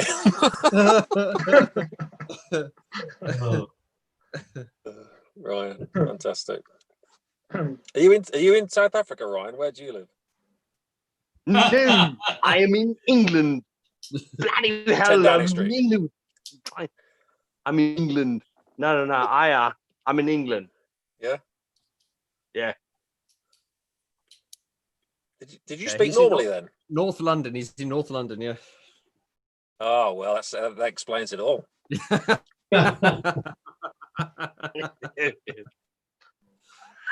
Far too much money. Yeah. Yeah. I'm actually a South African and I'm living here in England. Yeah. Because I came here to torment Vaughn. Yeah. Yes.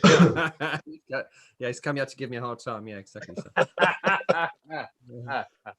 To touch on a point we talked about much earlier, I think it was Chris that brought it up about the album artwork kind of going away. Yeah. Now there's been, at least in the United States, there's a huge resurgence with vinyl. So I mean, it's outsold CDs now, and I mean, album photography, I would imagine, would still be very relevant because they are coming out with a lot of vinyl. I mean, a lot of it is reissues, but I'm sure that new artists as well would like to have their albums on vinyl. Yeah, it's the same here. I'm from Sweden, by the way. Vinyl is huge here. Hi. And I agree with you. I grew up with CDs, and like with vinyl, the artwork is much bigger and more vibrant. So yeah, it is big here as well. I made the mistake of selling my entire colored vinyl Depeche Mode 12-inch collection at the end of the 80s because I thought CDs were the new thing. Yeah, so. oh God, we all did that, didn't we? Oh. You can have mine. Mine are sat in the garage doing nothing. Oh, hey, I'd be happy to take them off you.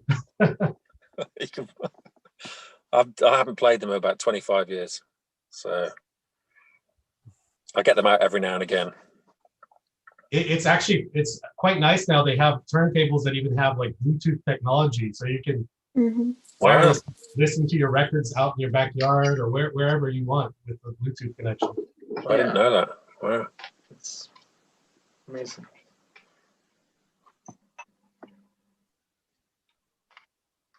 Yeah. So have you guys picked up any vinyls recently? No. No. No. Okay. I don't like that, actually. I've been buying the entire the 12-inch box sets that they've been putting out for Depeche Mode. So they're re-releasing for each album set. So I have the entire collection of that. Oh, cool. Really cool. And do they do Record Store Day in Sweden? Yeah, but the thing is, like, only the big record stores, and they only exist in like Stockholm and Gothenburg. So yeah, otherwise you have to do it online, and I don't think that's the same thing. Like, I want to go to a record store. For sure, yeah. And it's like a 4-hour drive to Gothenburg and 5 hours to Stockholm, so it's not worth it. But yeah, they do it here. Here, and we've been having, they've split up the Record Store Day into 3 days. I'm sure they did it there as well. I don't know, but so you can actually, like the record store I normally shop at, they've been doing an online, like you can request what you want, and then they'll see if they can get you everything that you want. And luckily, I've been able to get everything I've wanted, but they have it outside of the tent across from their record shop. You just go pick it up, pay for it, and it's very convenient. Yeah, everything's like safe and socially distanced. So it's pretty cool. Yeah, that sounds really convenient. Nice. Really nice. We had a record store here in the city I live, but it closed like 10 years ago. So yeah, that sucks. They've made a resurgence here. I mean, of course, now COVID has kind of dimmed everything with that, but as far as otherwise, record stores are making a huge comeback here in California. Yeah. I don't think we have any in our area, actually. No, I don't think so. Stuttgart should have some, or... Yeah, but I'm not in Stuttgart. I'm next to the next Yeah. Okay. big city. So yeah. Okay. Well, there's an opportunity for you. Little coffee shop, record store. Perfect. Oh, yeah. Where did you say you were, Jessa? Where did you say you exactly were? Do you know? I put Jezza on there. I didn't realize people were going to see that as Jezza. So that's not my name. My name's Jeremy, but people call me Jez for short. I just didn't realize he was going to put that name up there. So I'm glad I kept it clean. So I live in Kidderminster. Whereabouts? So on the this it's gone very geographical. So on the Birmingham Road side, on the Birmingham side. So as you head out towards between Kiddie and Blakedown. Yeah, so I know it very well. Yeah. So I'm just on that side. Oh, lived here most of my life. Where did you grow up? Where did you come from? I was born here. I lived here for about. It's all about me. I lived here for about 20 years. No, for about 14, 15 years. Then I moved to Stourbridge, which That's where I come from. I come from Stourbridge. Yeah, so I lived in Stourbridge for about 5 or 6 years. Then I moved to London to find my fame and fortune. Then left London in my late 20s and had a family and came back to Kidderminster. What is your profession? Okay. So it's not very exciting, unfortunately. It doesn't have to be. I work in kind of the print industry. So I sell print management solutions and that type of thing. But not very interesting. When I wanted to be a musician a long time ago, so I went to Kidderminster College, and I don't know if you know anybody over that way. Actually, have you ever been to Kidderminster College? They did a performing arts course, which I haven't. But I go to Kidderminster regularly because I have a friend who lives very near Kidderminster. Who's that? My oldest friend in the world. Not Paul. He lives in Hercott, a place called Hercott. I know Hercott. I walk my dog over Hercott. Oh, do you? Yeah. Well, I go to Hercott, to meet him. I met him when I was 4.5 years old. Wow, what a small world. That's crazy. Yeah, I know Hercott. I know all that area. I grew up in Lye. I told you, I lived the first 21 years of my life near where you live, yeah. Wow. Well, if you're ever over this way, I'll get you a Bathams or an Enville. They serve Enville down the road in Blakedown, so we could...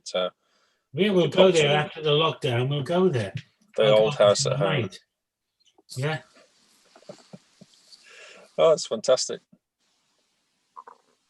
Sorry, everybody else. I apologise, but no, this is the thing, isn't it? All over the world, we can meet people. Me and it's Bri really now good to do that. best buds. We create, that the whole world gets compressed into our little togetherness. Well, I never realized until I saw the name of the book with the word Black Country, and then straight away I googled you. Yeah. And it says on Wikipedia Birmingham, but I thought, well, Birmingham isn't Black Country, so you're not from Birmingham. No. And which is why I asked where you're from. So yeah, that's proper Black Country, isn't it? Lye, Stourbridge. Yeah. Well, because I was born in a hospital in Birmingham because I was a cesarean baby. Right. And I think it's because they had a sophisticated operating theatre or whatever for my mother to have me come out of her womb, not out of her womb, out of her womb, while they go down the birth canal.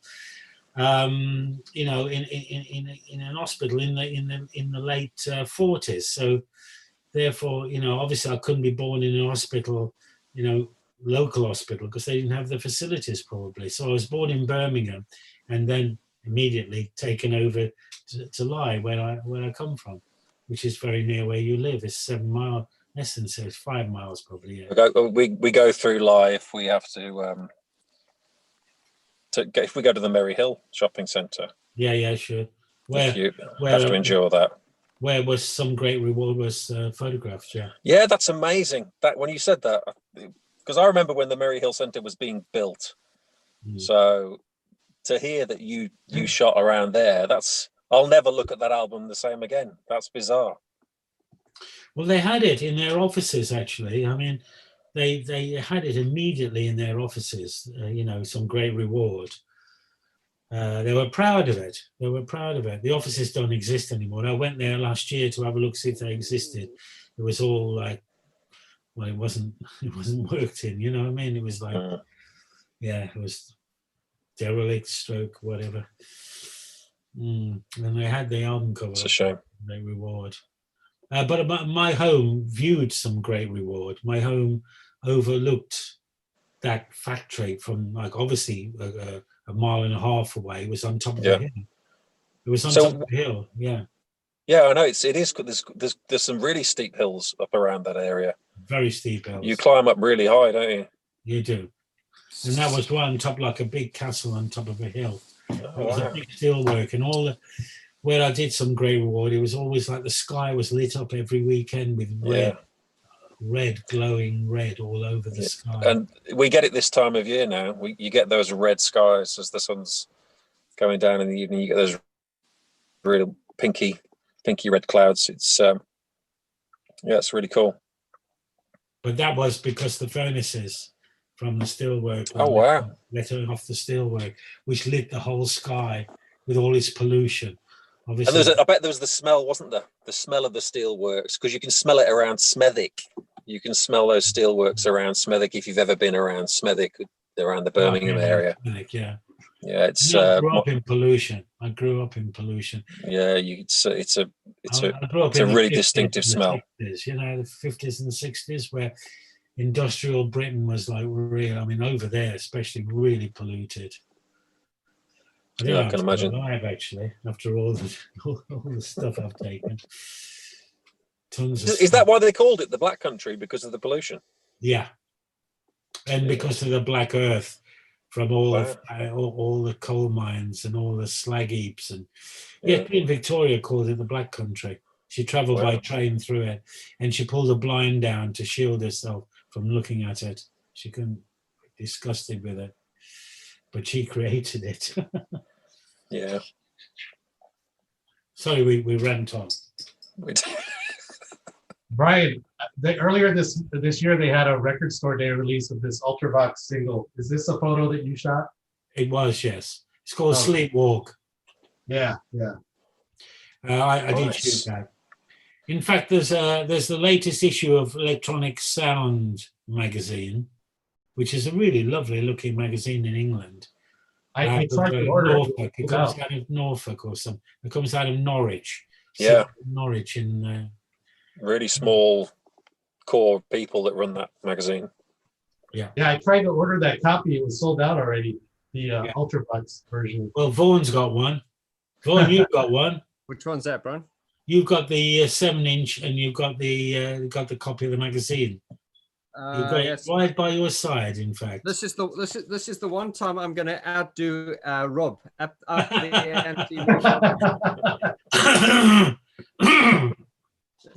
You know what we're going to talk about, Rob? We'll talk about this on your channel next week.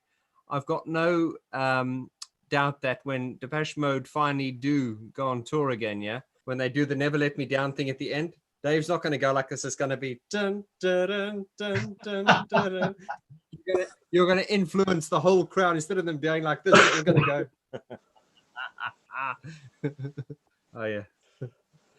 Anyway, guys, on that note, we've been going 3.5 hours now. Brian, you want to wrap it up, or do you want to keep going? Well, I'm happy to. I've got to do a thing for Rob tomorrow. I'll do that, Rob. What you asked me. I've got to do signed copies plus the cards. But yes, I thought you were doing that already. I thought you. I haven't done it. I haven't done the cards with the signed copy. I can't believe I didn't twig onto that, because I looked at everything and it's funny how, because you see all those things available, but they're not actually available together. So well spotted, Rob. Well spotted, because that'll be a great thing to put them together. Yeah. Absolutely, I think so. Yeah, well done. You've been very kind, Rob, to support me. I'd like to thank you while I'm on this channel now. I'll see you next weekend, won't I? Yes. Yes. Thank you for everything. I appreciate your support as well. Yeah, anything you need, Rob, just get in touch through Vaughn or whatever. I'll do anything you need. No problem. Thank you very much. I appreciate that. My pleasure, Rob. My Yeah, Rob, I want to say thank you as well, mate, for supporting us and just being there for us, man. You're a hell of an ally, and you've got one hell of a group there, really. Such great people. Really, it's been such a great collaboration. Thank you. Absolutely. Thank you, Vaughn. I appreciate that. Yeah. I agree. Okay, well, I'm going to say to everyone individually, Jezza, I can't see you, but thank you, mate. Thanks for coming on. Ray, love you, man. Love you too, Esperanza, we're going to get your poster prints to you, the ones that were damaged. We're going to get your replacements. Melanie, lots of love to you. Thank you so much. Ronnie, can't see you, but thank you. Mo, yes. yep, said much, I'm but just thank you. listening to Brian. Rob, Chris, My pleasure. guys. Love you. Great seeing everyone. Take care, all. Good night. Bye-bye. Good night. Up the Good night, baggies. everyone. Thank you. Bye.